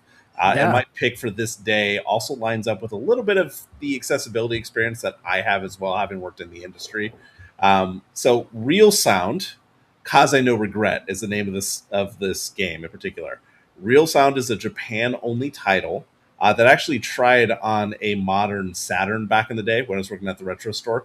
Let me put it to you this way. What you're seeing is the game, by the way, in the video here. It's an adventure audio game developed by Warp and directed by Kenji Eno, who made games like D and Enemy Zero, which if you're not familiar with those games on like Dreamcast, they be weird. They be weird games. They be experiences, and they be pushing the boundaries. So this actually plays more like a visual novel with still pictures. It has a story narration going on, and it has branching story decisions. Now, the cool thing about this, and why I want to highlight this release in gaming history, was Eno has said the concept for the game was it was being made for blind gamers. So after getting letters from fans who were blind, he conceived of a game that could be experienced by both people who can and can't see. The translation is a pretty bittersweet story that I had to look it up to actually like see the translation of it. It's super bittersweet. It's about lost love and chances that are not taken. So this guy basically falls in love with this woman. They reconnect multiple times, but they just don't end up connecting. So the idea is pretty cool from 1997. This is well before teams thought of more inclusive game design we see today. I'm talking like Last of Us. I'm talking like Forza Horizon with like the colorblind filters that they put on there. This was something done in 1997 in Saturn. Just someone's thinking different, thinking outside the box and trying to include more people in video games and in stories. So that's why I just wanted to call this out, man. Just a random real game that came out back in 97 that was just doing something different that I didn't want to lose to the annals of time. That's Hold pretty on. cool. Let me hit you with the assist on this one. It's game design with intention. There you go. Oh, The fucking fadeaway. Oh, and attention. one. And like Boy. Franklin said, it was a non-visual novel. now here's what's really special about what Nick said. Like, no, this started to turn into a Great. thing.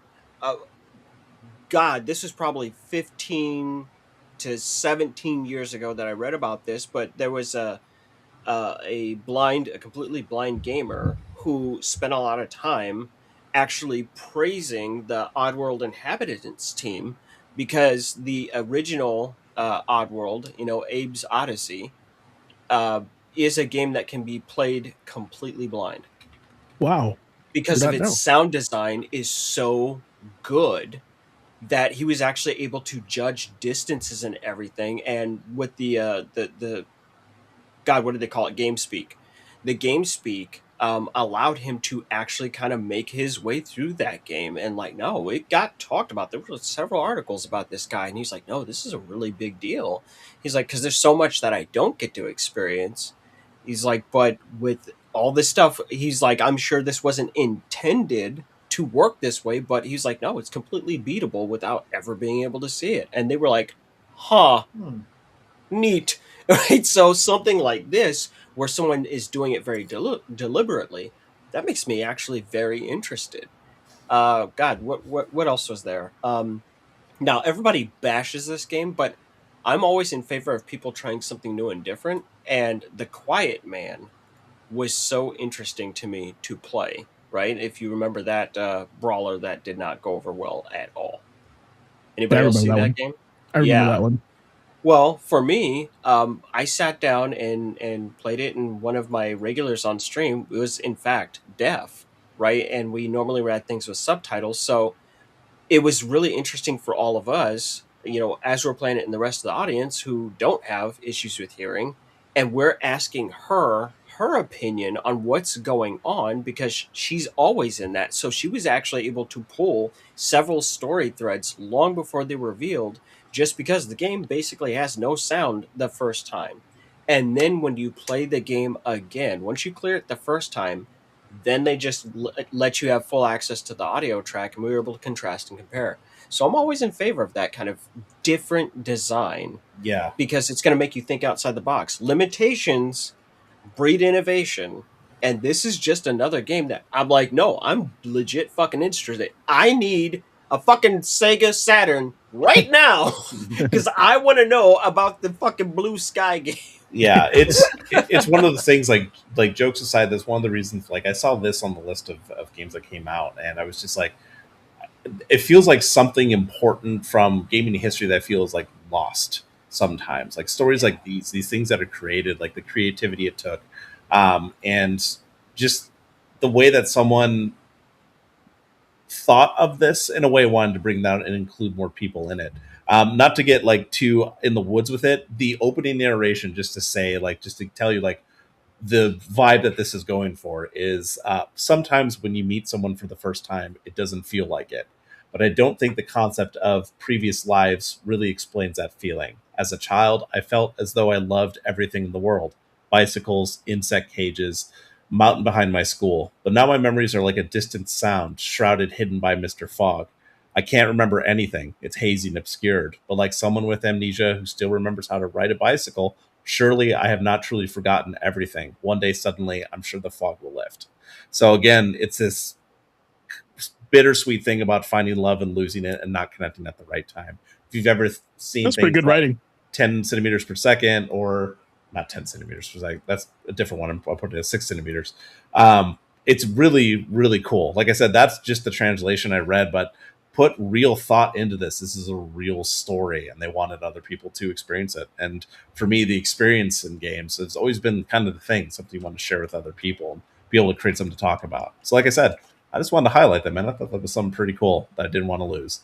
Yeah. You know That was what? pretty cool. That really bothers me because that was beautiful. But I've played enough Japanese shit in my time to know that right after they say something beautiful, some fucking Junji Ito shit happens, and and I'm like, what the hell are you guys doing? I'm like, oh wow, that was really thoughtful. They're like, so there's this Cthulhu right over here. Yeah, And now you're they're like- it's like, okay, cool, but now we break you. Okay, well, I'm like, don't hit me with that kind of poetry. No, it's a great time. That was good. This All right. was a good week in gaming history.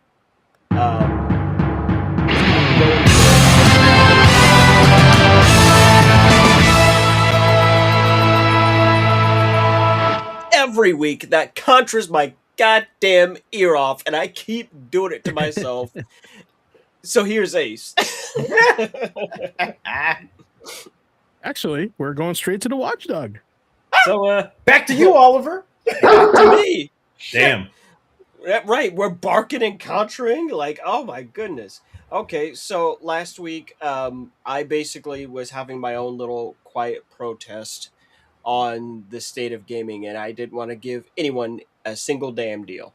The good news is, I'm giving you deals this week. I do need to do some disclosures, as per usual. I am a member of the Capcom Creators Program, and occasionally I do actually receive merch and game copy from Capcom. The reason I mention that is that I did see some good deals, but I want you to just know that I'm putting them forward because they're good deals, not because I'm receiving anything from Capcom for it. It's just hey, these are a little too good to pass up. And every time I mention anything having to do with Capcom and any kind of exchange or promotion, I want to make sure you know where I'm coming from.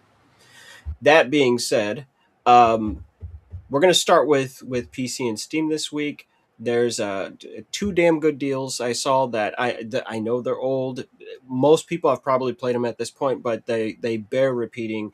You can get Red Dead Redemption 2 on Steam for $14.99 this week, as well as a combo pack of Metal Gear and Metal Gear 2 for $9.99.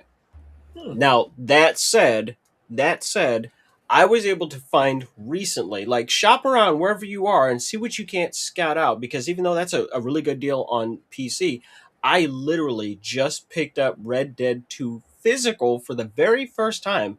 I just didn't have it, right? Like, I just only had the digital version, and I was able to grab that on PS4 with 2 discs, because people think that games can't ship on 2 discs on Blu-rays. I grabbed that for $19, and that's a way better value as far as I'm concerned. So just shop around and see whatever platform you're on. If you can find that physical somehow, go ahead and grab that. And then on Xbox, just the series set. I guess we're doing fucking Halloween in July, because I was able to find Dead Island 2 Ultimate Edition, all the shit in it, same thing, for $13.99, and Dead Island Definitive Collection for $5. So that's Riptide, that's the core game, all the DLC with that and everything. So I thought that was half decent. I mean, again, you're gonna spend less than $20, and you got a lot of video games in front of you right there. Okay. Now, when we get to the PS4/PS5 store and everything, we've got a really interesting bundle. Essentially, Devil May Cry 1 through 4.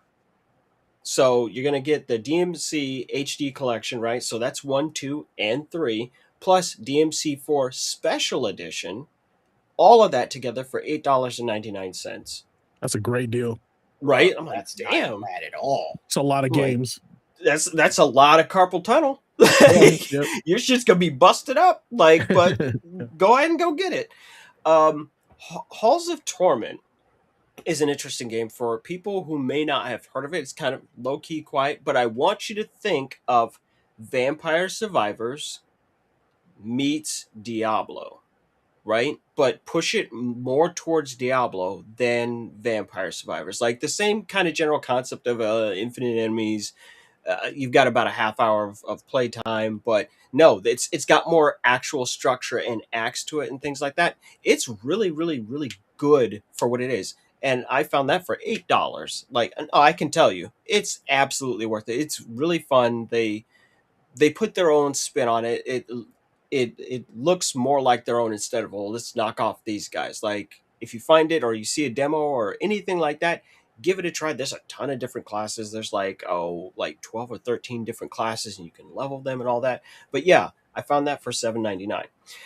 So one of the things that I wanted to point out with the PlayStation problem is that just as I was flipping through all the store pages, I don't know what's going on currently, but almost every greatest hits title that came out for the PS4 is on sale for $9.99 or less. Like, all of them, like every single one that I saw, like $9.99 was the highest they went. And I'm talking Bloodborne, I'm talking Infamous Second Son, I'm talking Yakuza 6, I'm talking Neo. Like, if it's a greatest hits title, it's just down right now. I feel fairly confident that Sony is definitely saying that they did some pretty major fuck ups in the past couple of weeks, and they're trying to sort that out. Moving on to the Nintendo Switch 1 and 2. This is a combination of games. So, one, there's a game, it's called Dead Estate, that just came out like 3 days ago. It came out like 3 days ago for both the PlayStation systems and as well as the Nintendo Switch. Right now, it's got a launch discount of $11.99 on that platform. Really interesting. I'm just now playing it myself, but this release is for consoles. The game has actually been out for 4 years, like on Steam and itch and places like that, but it just finally made its way here. So I've actually been streaming that on X just to kind of get eyes on. And the thing that sold me was someone's like, "Hey, this is like if Enter the Gungeon and Binding of Isaac had a baby." I said, "Shut your ass up, really?" Like, so I needed to go find out. It's very interesting. Like, there's some weird design choices.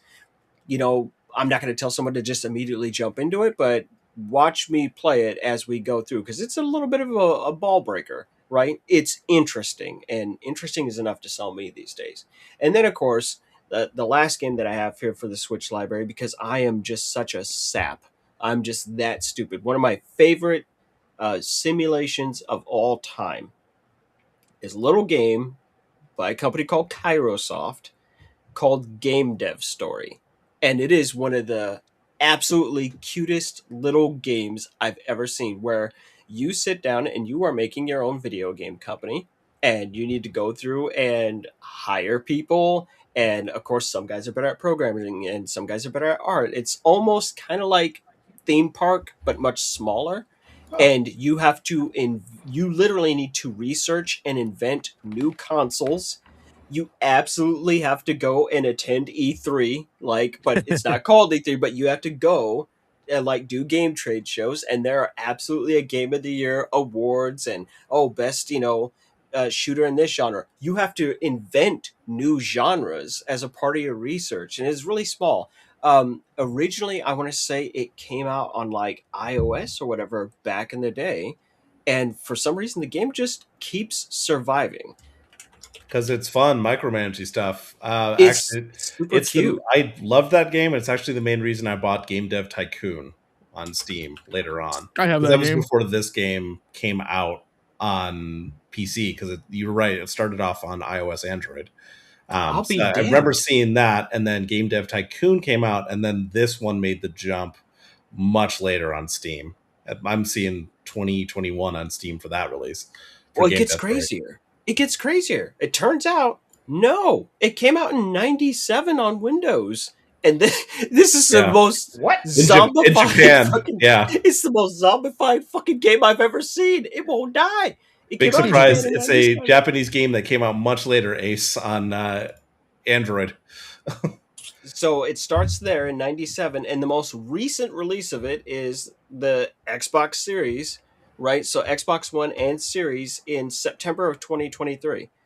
It's a damn good game. It it really is. You're like, huh, this is fun. You just it kind of helps you to go, hey, you know what? Game development's not simple. It really Somehow, isn't. Game Dev Story survived. Somehow it survives, and it just keeps coming out over and over and over again. I first played it on iOS back in 2010. I was like, this is the cutest shit I've ever seen. And I'm probably about to fucking buy it again because I'm that level of stupid. But everybody needs to be on it. So those are the sales if you, that I have. if you need a change of pace as well, definitely check out Game Dev Tycoon. It's along the same lines. Yeah, It's super I cute, played that super one. small. But it's also $16.19. And it's like $16.19. Yeah, I don't know where they came up with that shit from. but that's for the Nintendo Switch 2 version. I don't have the price in front of me immediately for the original Switch version, but I can tell you why they're priced differently. They took the time to make sure that the Joy-Con mouse support is in the Switch 2 version. I'm like, oh, okay, like that works. But Added no, value. Yeah. yeah, it's just a little added value. There's just like a couple of little minute differences, but that's about it. It's only like a $2 or $3 difference. So if you were interested in the original and you're like, I don't know about the Switch 2, you can do that. It's fine. It's perfectly backwards compatible. I already checked that. But yeah, these are the games that I had for this week. And the one thing I can say more than anything else is, even though there are some really good deals there, almost every single one of these games can be bought physically, and if you can find them physically, it's just a better value. Go and do so. You definitely have my permission, and you have my approval to go do that. However you can play them, that's fine, but make sure you take the time to own your stuff. And just one final note on that, just as this whole thing has been heating up over this week, That's the one big thing that I've been telling people is, as the watchdog, here's what you need to know. Okay, know how to fix the things that you own. Right? I'm Nick and I are both our parents, and we can tell you that that wallet gets stretched a little more thin than what you were used to. Right? I was always very interested in tinkering as a kid, but knowing how to fix the things that you own is going to save you an actual metric fuck ton of money. Right? My wife's Nintendo Switch finally gave up the ghost. It was a launch model Nintendo Switch, and this was just a couple of months ago. And she was like, "Oh no!" And I was like, "Oh well, I still have the OLED, and I've got the Switch too." But then I just kind of looked at it, and I was like, "You know what? Let me go double check the price on this." And I went and looked up a much better battery for the Switch, and I was like, "Yeah, I know how to turn a screwdriver. It's like at worst." Like, let's see if we just swap this battery out and things are fine, or if it's actually a dead console. And it took me 20 minutes. It was 20 minutes worth of work. It was $15 to get a brand new battery in there and have this thing working just like new. She was just so impressed and excited. I was like, yeah, no, this is just what you do, right? But $15 versus spending $200-$300 on essentially the same hardware. I think those things are really important, and I'm seeing more and more people who actually don't understand their technology and how it works. The companies are gambling that you don't know how to do shit. Like, this might rub people the wrong way, but it's in their interest for you to not know how to do stuff. And just recently, which very much so ties into this, for about a decade now, there's been a lawsuit between farmers and John Deere. Are you guys familiar with that? I know John Deere. I don't know about the lawsuit. So it's really funny that Right to Repair has been spearheaded, right? Not by people who have iPhones, not by people who have video game consoles, but by farmers. Because John Deere, the farm equipment manufacturer, was going, "Oh, by the way, you don't have the right to fix the shit you own." And farmers said, "Fuck if I don't." And they have taken them to court over this stuff. So they're the ones who have been really pushing for this, because they're like, one, this stuff is really expensive. Two, your authorized dealers and repairers may not be available when I need them to be available. We're not stupid. You should make sure that we have access to the tools and the manuals so that we can repair our own stuff on our own time. That lawsuit just concluded a few days ago.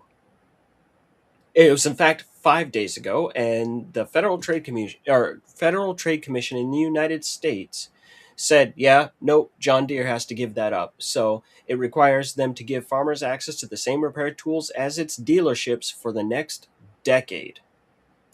Yeah, that they've been working on that for a decade, and it just concluded 5 days ago.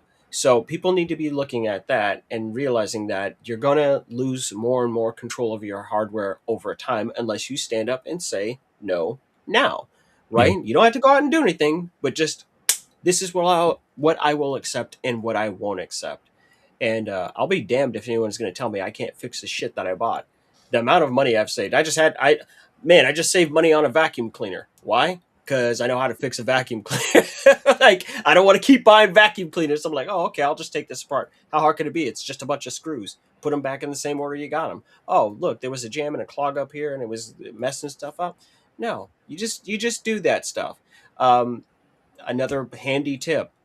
That's really funny, because the former community manager for Capcom UK was the one that tipped me off to this. But back when Monster Hunter World came out, I'm not sure if Ace knows about this one, but the previous community manager was Soxy Bear, right? Mm-hmm. And he was a really chill dude. And this is right around the time that people started to figure out that SATA SSDs like monstrously cut the loading times in Monster Hunter World down, like 50%, like an insane amount. So we were like, oh, I gotta go have a SATA SSD. And he was like, hey, there's another way to really improve that performance and get those load times even faster. It's like, how? He's like, open up your PS4 Pro and replace the thermal paste. And I was like, are you fucking serious? He's like, I just did that shit. And he's like, here's the guides I used and everything. And I went and looked it up and I redid all the thermals on my PS4 Pro. And it's like, whoa, this is actually in a tolerable range, right? So it's a thing, but with general enthusiasts, right? Like the people who really, really, really love gaming and this is their hobby, this is where they choose to spend their time. You tend to know a lot about their hardware, and some of you guys who aren't that committed, you might do well to take a few notes from that crew. They kind of know how their stuff works, and sometimes even a little bit better than what the manufacturer intended. But that's what I've got for the Watchdog this week. Okay, awesome, dude. Watchdog. Nice. All right. Well, we did it. We're here for another stretch for the final boss. And actually, that what you mentioned is actually quite relatable to what we'll talk about of the title for the show today. Is convenience has a cost. That's absolutely what you just said. And Chad, if you guys are thinking about it, while Oliver was telling that story, it brought me back to the time where I worked with Nick at the game store, and let me mention that if you open your console, you void the warranty on that if it's still on warranty. But after it's done, I say you can do whatever the hell you want with it. But they often will ask you that question, so just say no, you didn't open it.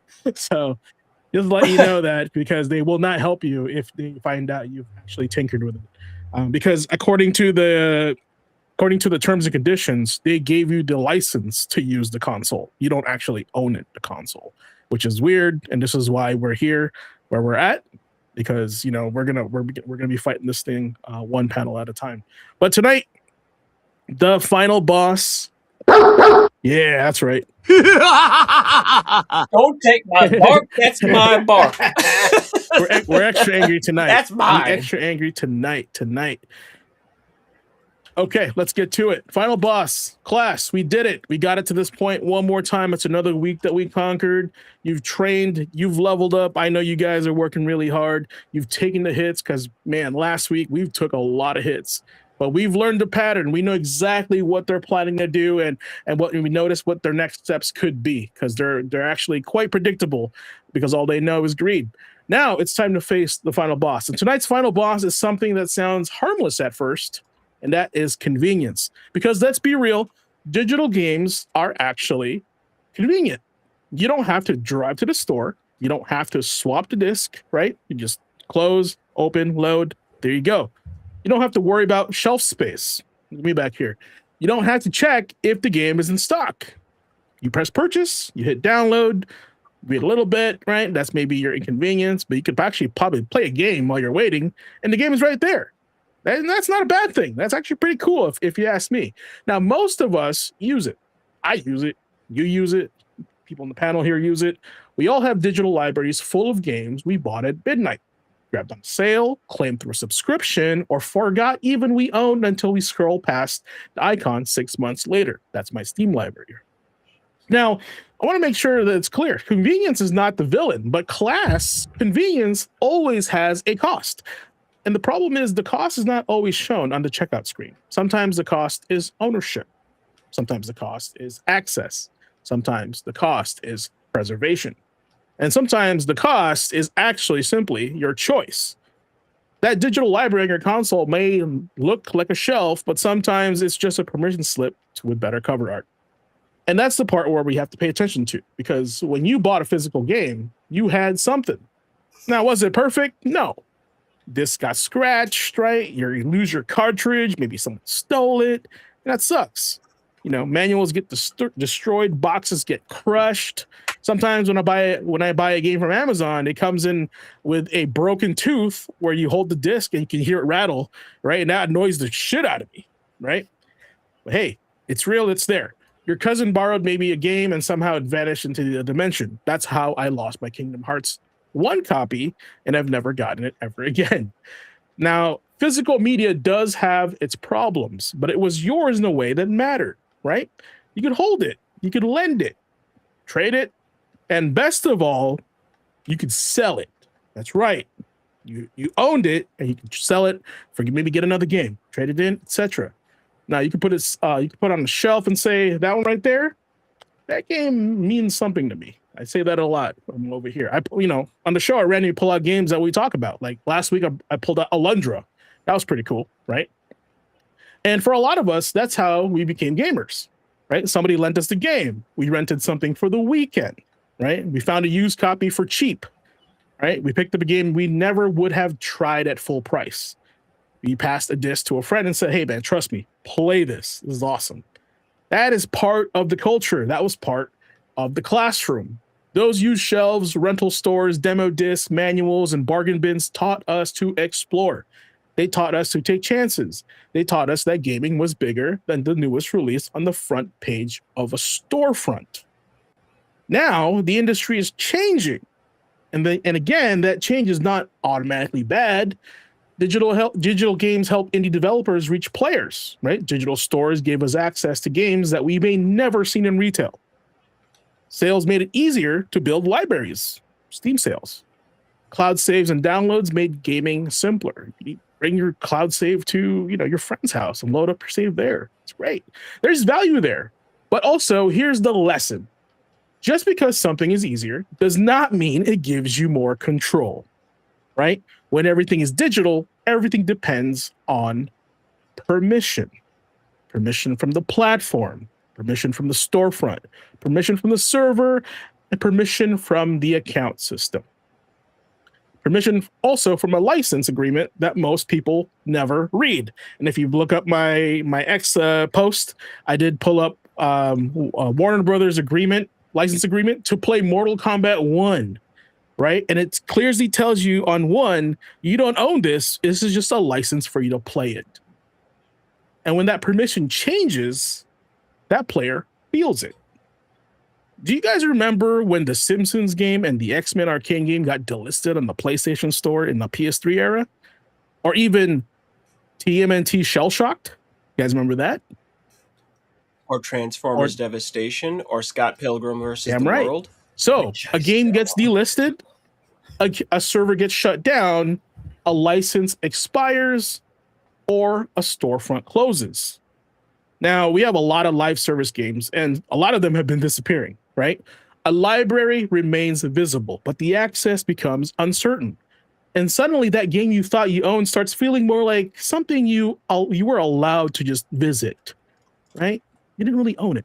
And this is why this matters. This is not about being anti-digital, right? This is not about pretending every game comes in a plastic box, right? This is about understanding the trade, right? What are we gaining here? What are we giving up, right? And who holds the controller when the rules change?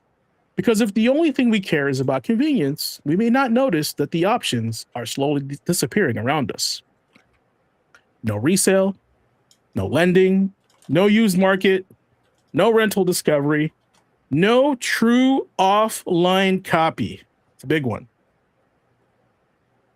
And no easy preservation. That's tough.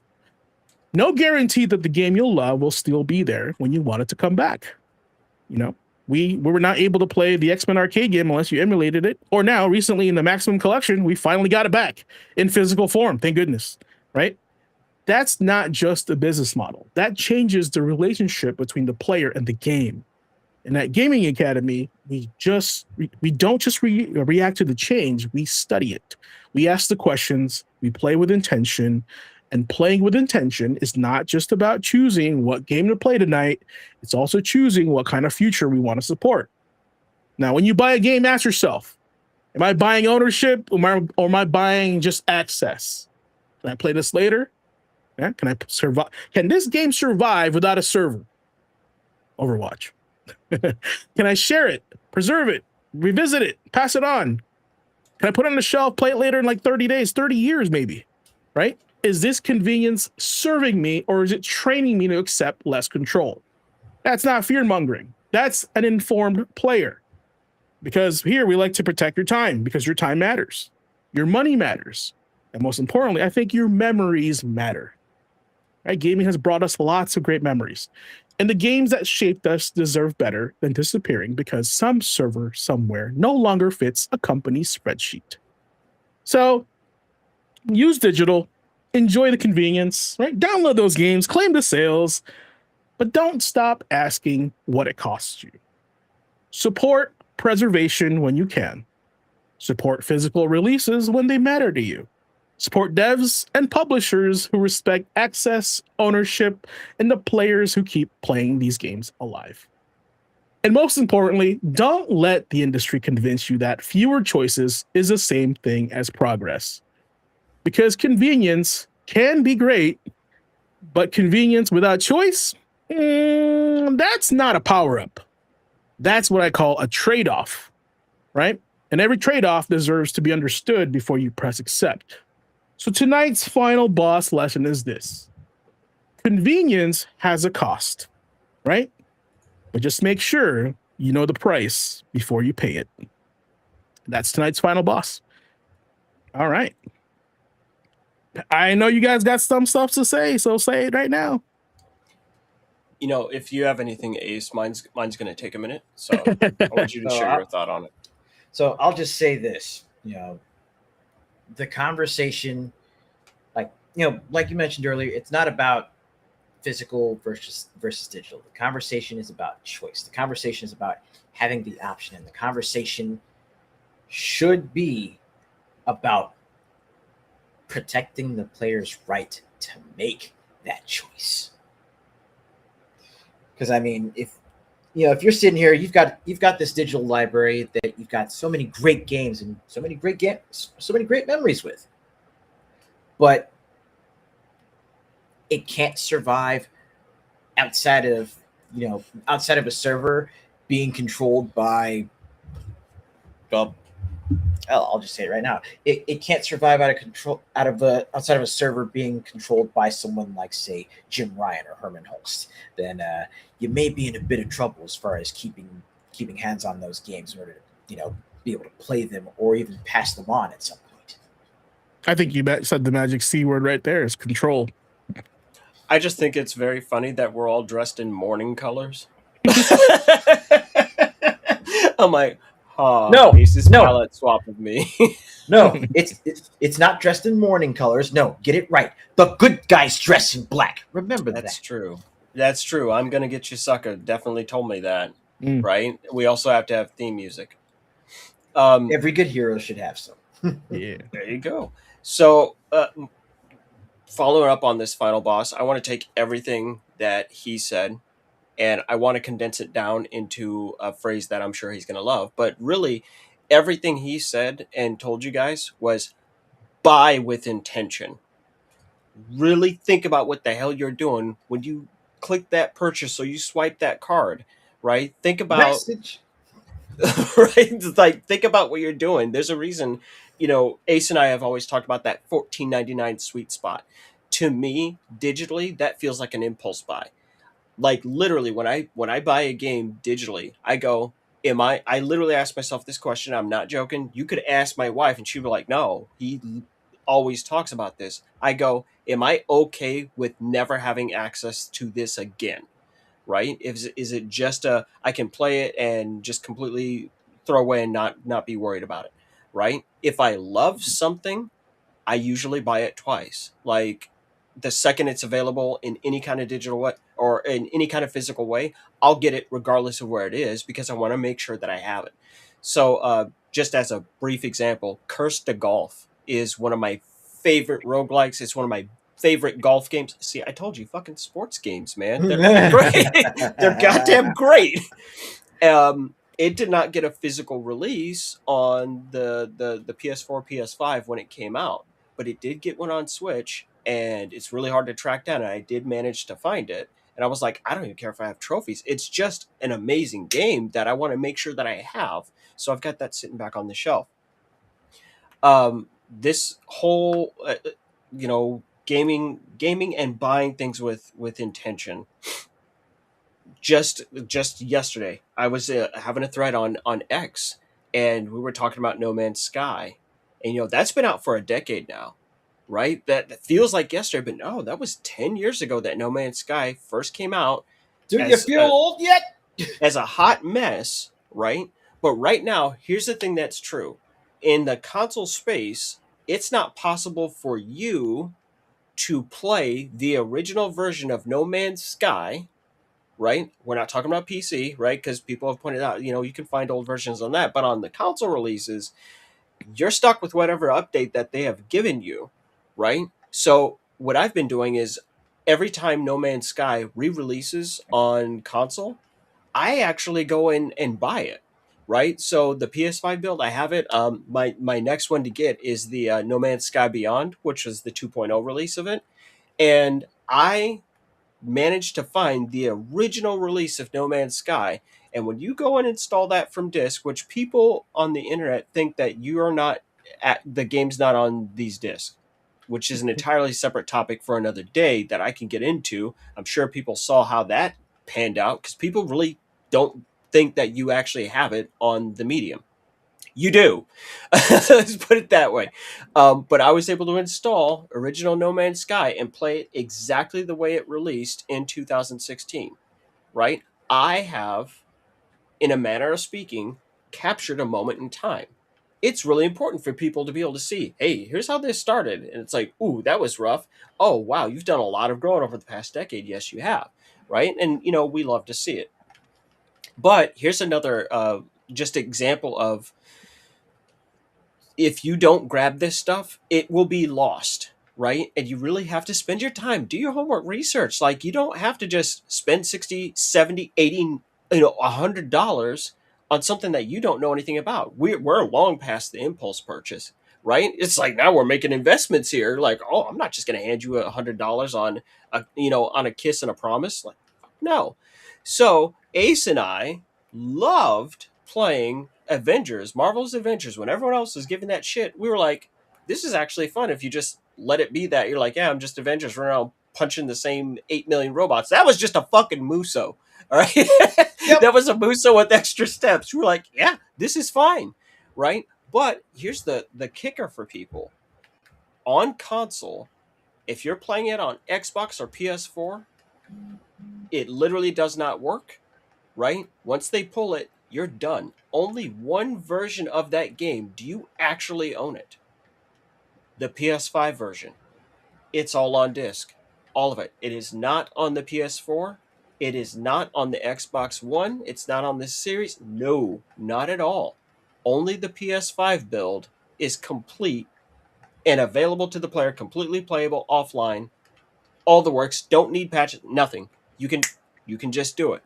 Now, a bunch of people are going to go, well, I don't care about that game. Well, there are some people out there who do, right? And whether you love the game or you think it's a colossal fuck up, it's a piece of history of, hey, here's the thing you don't do, right? That's just a great example. On top of that, I wanted to make a point. So this is terrifying, but I had to show people what a disk drive was for a PC, because there's a whole generation of adults with PCs who have never had a fucking disk drive in their machine. God, it's Yeah, so just- true. Right? That's painful. So I had to bust out my external reader writer. I was like, hey, here's what this is. And I was explaining how Fallout New Vegas was messed up at launch, like we talked about earlier. So you don't have the game on disc on PC for Fallout New Vegas. I literally have the box like sitting 4 feet from me right now. And if you put that into a disk drive, you can install it, because there's just a Steam client installer on that disk. And in fact, they even tell you on the back of the box, it's like, nope, this requires Steam, right? Like, you have no choice in the matter, right? If you don't like Steam, you're just ass up the river, right? And when you try to put that in, that Steam installer fails to connect because it is now an out-of-date installer, right? So it's like, oh, so no, there's no preservation happening there. None whatsoever. And this kind of gets into the bigger point that I wanted to make. Overall, know your rights.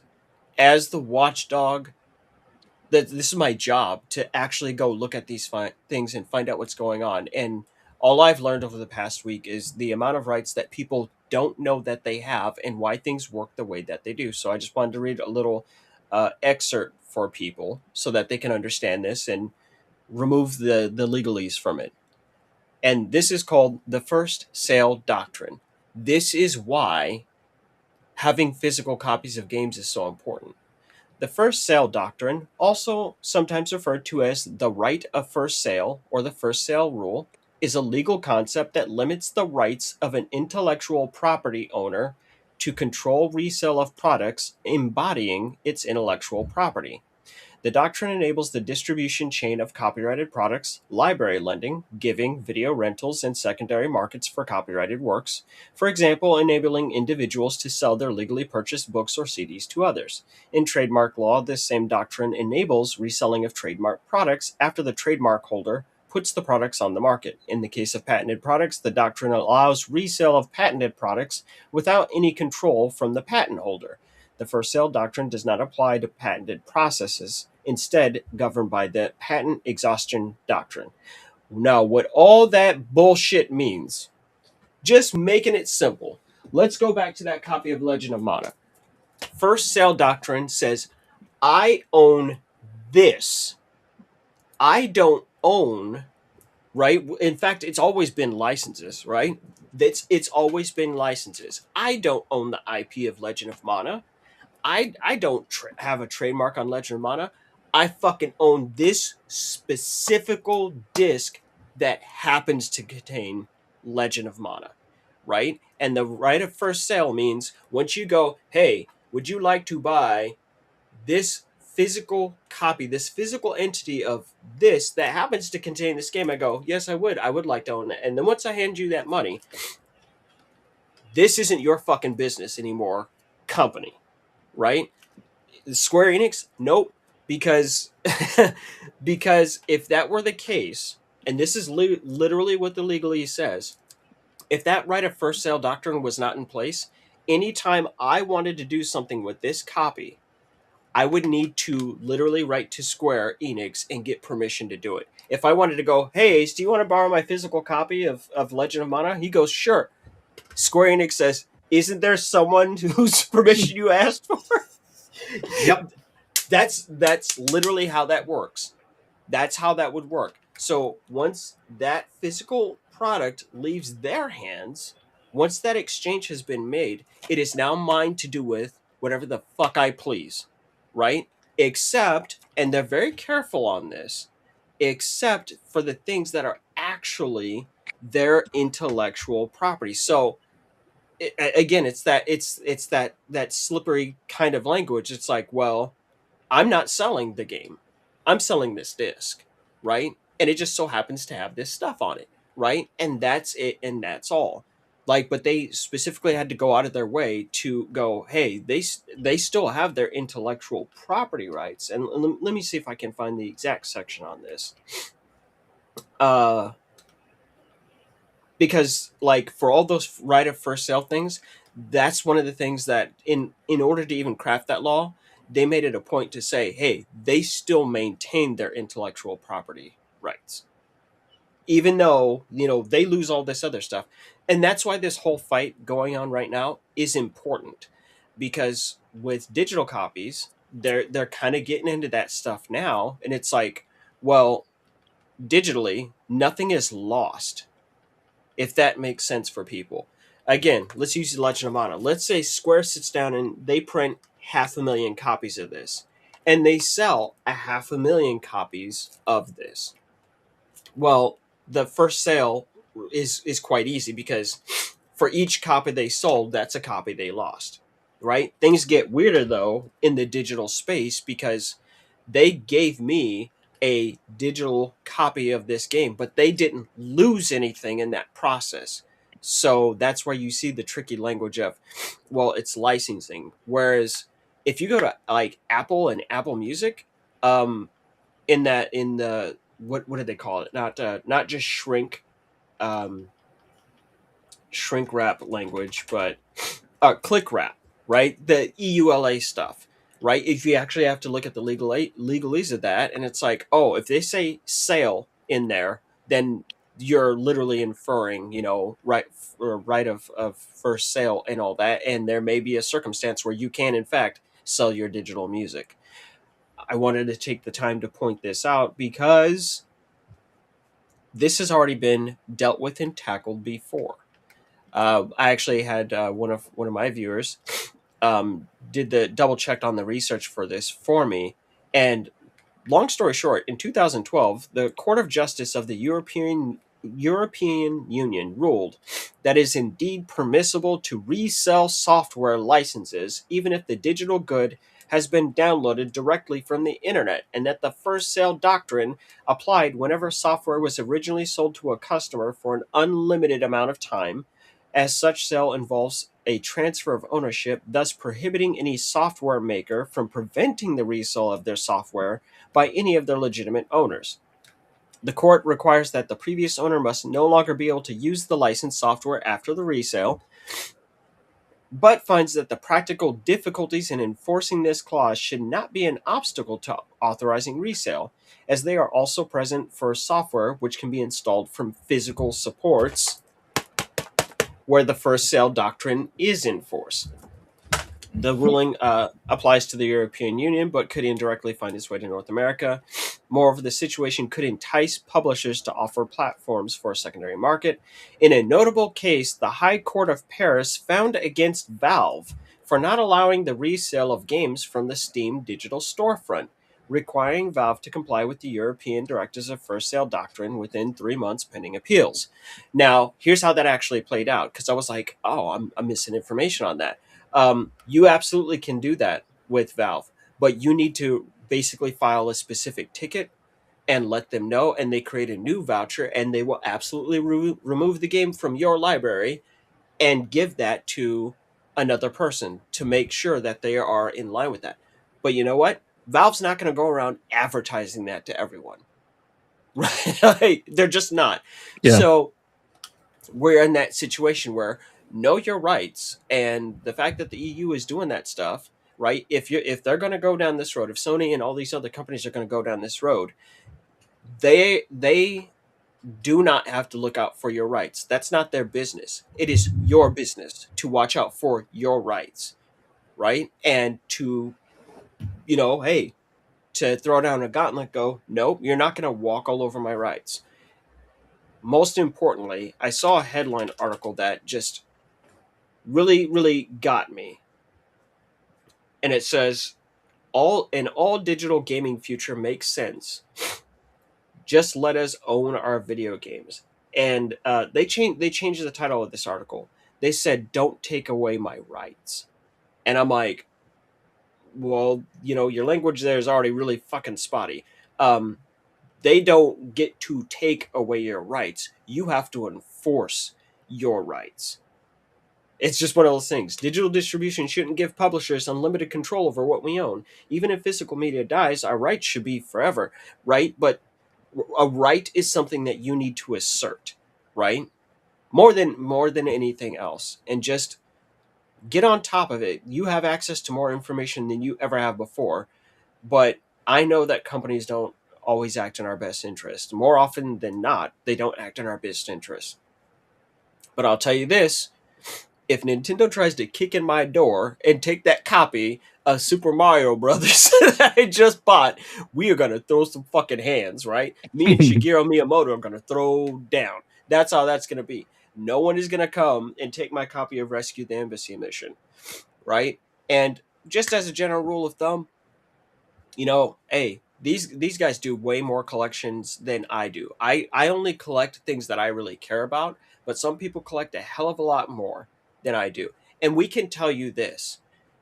The second this media dies, all of this stuff is going to become so extremely valuable. It's not even going to be a joke. Not at all. This is going to skyrocket in price. Things like those add-on disc drives for the PS5. Oh, they're selling out, right? They're selling out all over the place. And even Sony is going, hey, if you order this through our store, we have to limit it to one per household.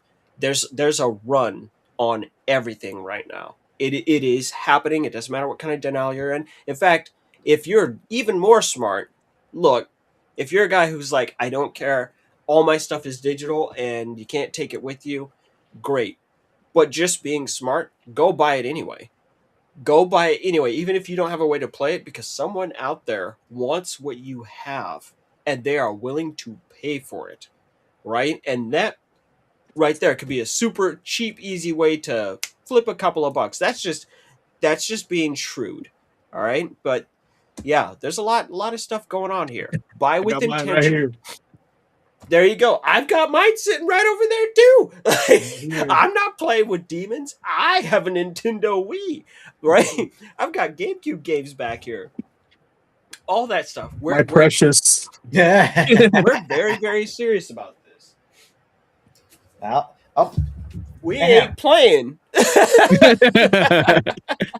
I will just say this. A few games that are no longer available digitally due to licensing expiring. Yep. Oh man, One, that needs a remaster now. Days 2. Oh yeah. Everything yeah. Activision makes with Marvel, you just know you'll lose it. Hold up. There you go. Can't get it. Yep. And of course, just like we were talking about Shin Megami Tensei 3, or excuse me, SMT 4 earlier, right? SMT 3 has a very minor history. I'll be super, super fast on this so we can wrap things up. But SMT 3 has a weird ass history. Okay, so to just super crash course, SMT 3 came out in Japan. And everyone's like, woohoo, right? And they had a good time. And then they finally decided to introduce Shin Megami Tensei proper to the West, right? We have never gotten the original 2 games released here. Like the closest that ever happened was an iOS purchase that wasn't even translated. That was it, an iOS port, excuse me. So SMT3 comes out here in the States, and it's called Nocturne, right? This is actually a special edition. We only just got the original style release of SMT3 here with the remaster. So during the development of Shin Megami Tensei 3, Devil May Cry 3 was also in development. So I'm not sure if people remember the meme of featuring Dante from Devil May Cry series, right? And people thought that was, they're like, ha ha ha, how funny. It's like, well, no, that's on the back of that damn box. Because what happened was that they actually did an art trade with Shin Megami Tensei 3. So Capcom went to Atlas and they said, hey, can we get the demon artist for SMT? Can you do the design for us for Dante's juvenile Devil Trigger form? Since, he's never even done it before. And they're like, yeah, that'd be fine. We'll totally do that. They said, hey, we're going to have our main character be a demon in SMT3, and we actually want him to be pursued by a demon hunter. Can Dante come over and actually be that? Can he guest star? And Can they Dante said, come out to play? yeah. They were knocking on the door. Hey, can he come out? They were like, yes. And so that's where that crossover came from, and Dante has a starring role in the plot of SMT3. SMT3 then became a little bit of a holy grail of a game in the West within a year of it coming out because there was so few of it printed. I remember at its peak, getting that game was, you were going to spend no less than $200 back in 2005, 2006, just because it's this absolute baller and bonkers ass game. There was a small reprint later on in time, and then nothing. Right? So, because that Shin Megami Tensei 5 directly ties back into the plot of SMT3, in fact, it ties back in so much that literally the amount of time that passes between those 2 games is actually reflective of the real world time. So it took 18 years for them to follow up on SMT3, and they say as much in the game. Right? The plot literally follows straight from that point.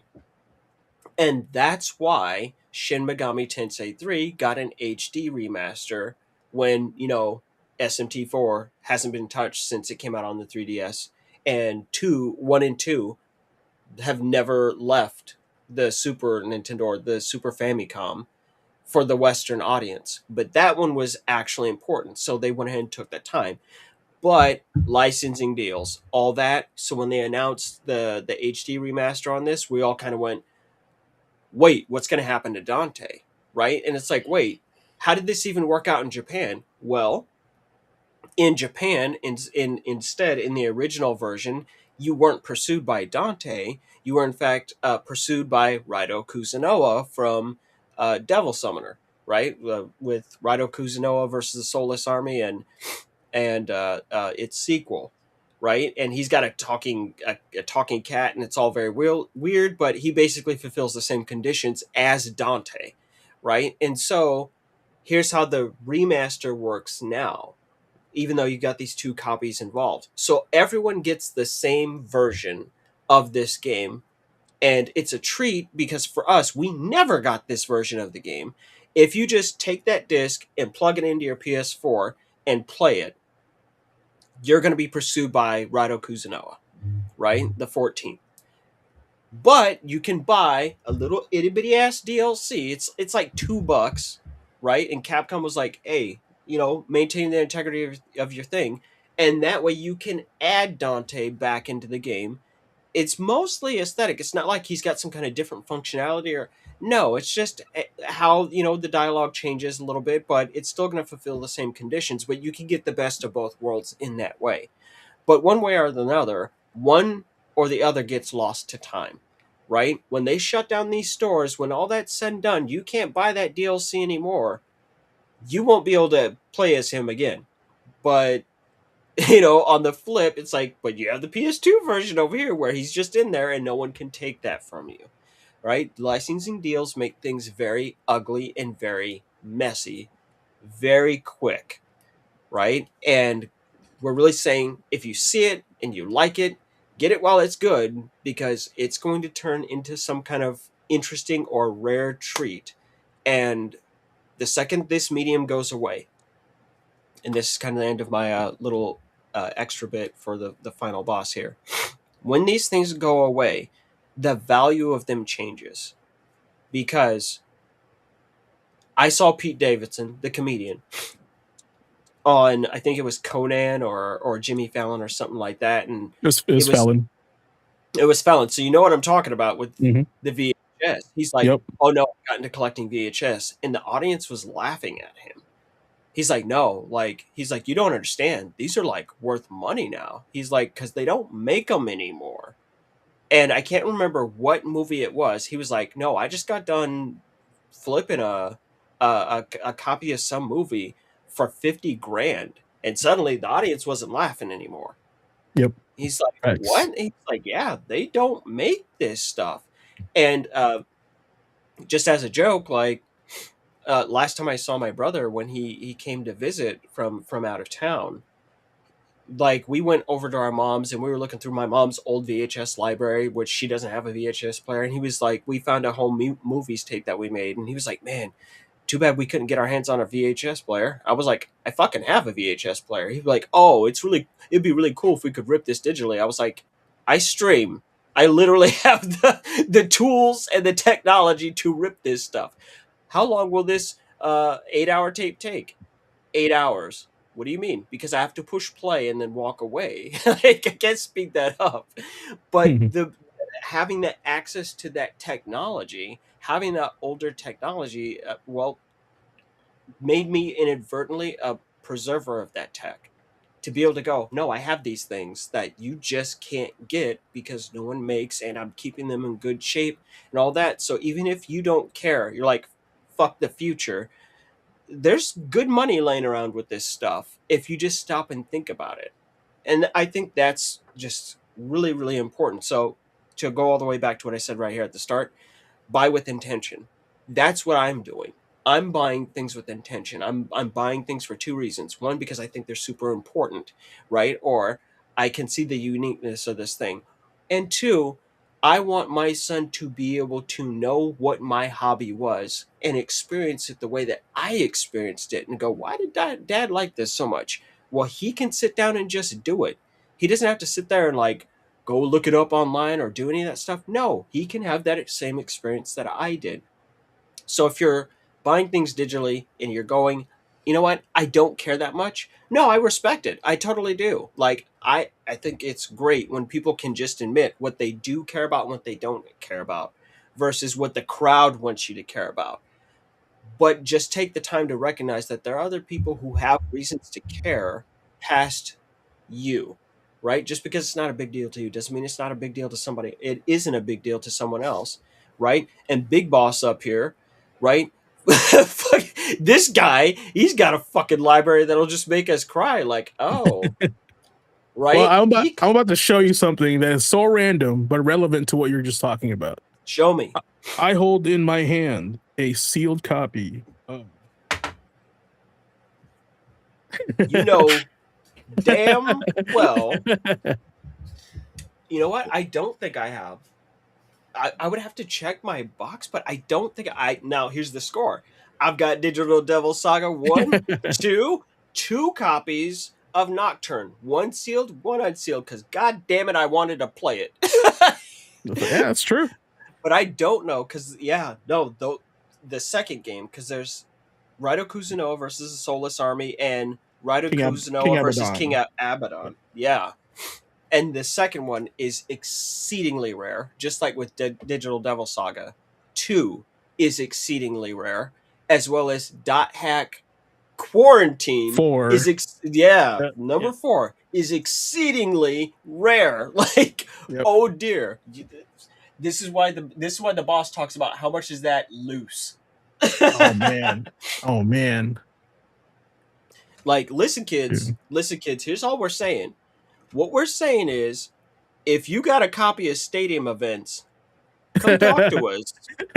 I'll give you $200 for it. Shh. Don't say shit. What do you mean, OBC? We mean that Stadium Events, a game for the NES that most people have actually played, as bundled as part of Super Mario Brothers, Duck Hunt, and World Class Track Meet.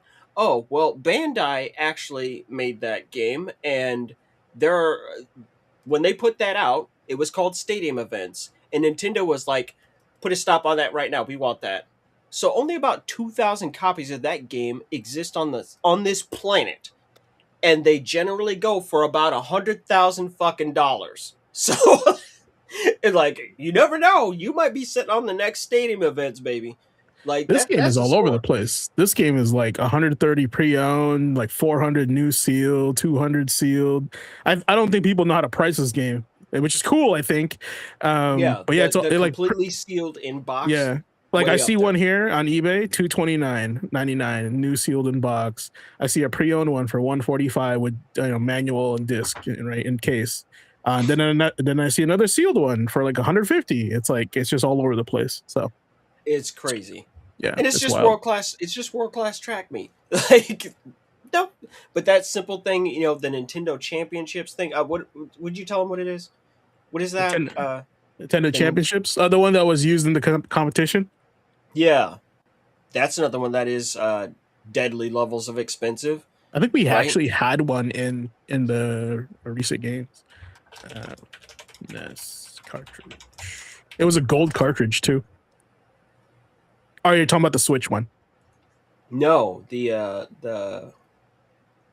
okay. So NES. This is kind of skewed because it's graded, but a graded copy of 1993 World Championship with the gray cart just by itself, and this is a Iwata 6.5. It's not even that good.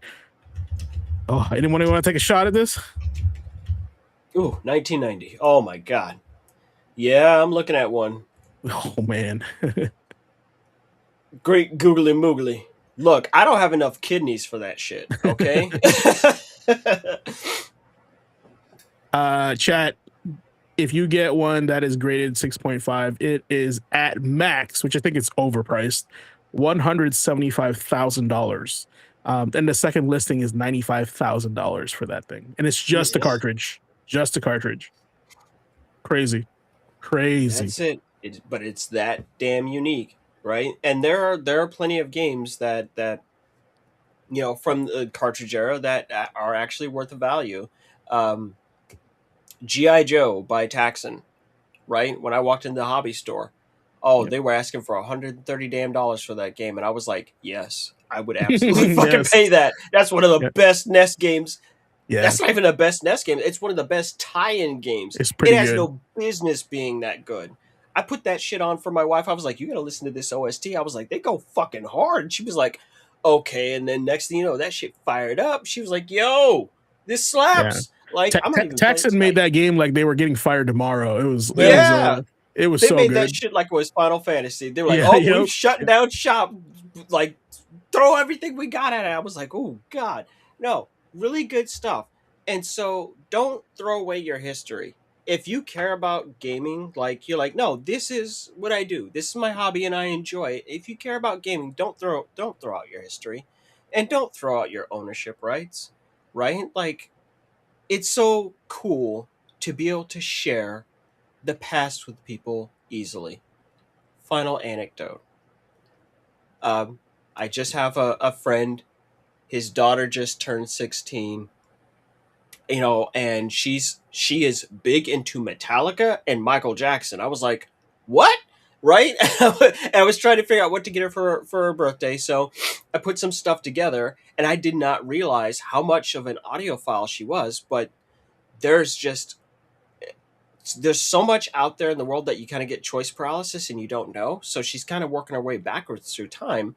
And I made it a point to sit down to find her some certified bangers. So I went digging, and I was like, I'm going to get this young woman the best albums from my time period, right? Because she is really interested in that stuff. So I managed to grab a copy of No Doubt Tragic Kingdom, Smashing Pumpkins, Melancholy and the Infinite Sadness, and Green Day's Dookie. And just like, I was looking at this, I was like, damn, I done got her some fire. I was pretty like, good. these are some of the best albums to come out of the 1990s. I was like, this is it. This is a score.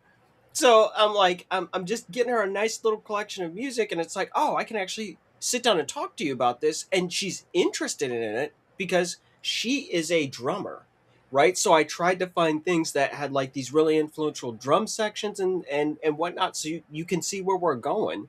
But the fact that I can physically go, this is now yours, right? And to go, it's crazy to go, this is a brand new sealed copy. It's just like the copies that I have sitting right here. And to be able to make that connection, don't let today and tomorrow become ephemeral, right? And have no shape and no form, because that's how it's hard to make those connections between people. Kojima talked about this. Christopher Nolan has talked about this. They're all going, don't just let everything become digital, right? And these are guys who we all know love their art forms, right? Truly and deeply. But Kojima just commented on this stuff like a week and a half ago. He's like, yeah, this is not a good idea, right? And Christopher Nolan goes, yeah, no, buy that shit on Blu-ray the second you get it, right? Because streaming services aren't keeping things up. There's no reason for any of us to expect any of these game companies at any time to keep your favorite game in the library. Do not act like that expectation either, because Google Stadia was a thing, and people paid full price for those licenses for things on Stadia. And then they completely killed the service altogether. We have no expectations that they will maintain those storefronts and your access indefinitely. They never even made that promise either. So just be mindful, wary, and stay on top of your stuff. Also, There you look how hard this cover goes for Spawn. It's like all foil and embossed. Hell Super yeah. cool. Look at that. I Isn't that cool? remember when that copy of Spawn came out. It was a Yeah. big fucking deal. It's a Love it, huge man. deal. Love There it. you go. Yeah, and yeah, it's just nice to hold something in your hand, right? Versus just Yeah, a sure. file and a click. So just know that, chat. And remember, just like in the 40-year-old virgin, if you're ready to move on, you could probably buy a house with all the shit you collected. So That's true. that it's true. That's what I'm saying. So that's kind of my plan B when it comes to this stuff. So, but with that said, Ace, take us home, baby. Let's do it. All right, class. Controllers down, wish list checked, and somebody make sure your digital library didn't quietly turn into a terms of service agreement while we were talking. Tonight, That's Class cold. 81. Convenience has a cost. Gave us a lot to think about. Because the future of gaming isn't just about better graphics, faster downloads, bigger libraries, or easier access. It's also about the big C word, control. Who controls the game, the storefront, the license, the server, and when something changes, who gets left holding the empty case? That's the part that players need to pay attention to, because convenience is powerful. Being able to buy a game instantly is convenient. Being able to download your library anywhere is convenient. Having sales, subscriptions, cloud saves, and digital access, it's all convenient. But that convenience isn't the same thing as ownership. And access is not the same as permanence. A game can be in your library and still depend on permission. It can be purchased and still be tied to a license. A game can be loved by players and still disappear when the server goes dark. That is why this conversation matters. Not because digital's bad. Digital has opened doors. It's helped smaller games find audiences. It's made gaming easier for a lot of people. But the lesson tonight is this. When the industry offers convenience, players still need to ask what the cost is. No resale, no lending, no used shelf, no rental weekend, no true offline copy, no easy preservation, no guarantee that the game you love will still be waiting when you come back. That changes the relationship between the player and the game, and that is where playing with intention comes in. It's not just about what we play. It's about how we spend our time, how we spend our money, how we protect our memories, how we support the future we actually want. So going forward, ask them better questions. Am I buying ownership or am I buying access? Can this game survive without a server? Can I share it? Can I preserve it, revisit it, or pass it on? Is this convenience serving me, or is it training me to accept less control? That's not being negative. That is being an informed player. And an informed player is harder to rush, harder to manipulate, harder to separate from their coin without good reason. Information is the enemy of FOMO. Think on that. So enjoy digital, download the games, claim the sales, use the convenience, but don't stop asking what it costs.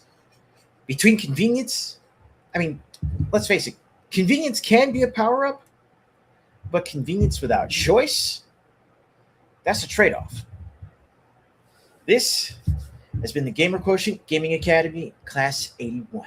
Convenience has a cost. I'm Blazing Ace Nelson on behalf of the rest of our faculty, reminding you, don't let the industry speed run your wallet. Don't let the convenience combo you into giving up control. And before you press accept, make sure you understand the terms of the game. Play with intention. Ask yourself, what's your gamer quotient? And until next week, class dismissed. Mission complete.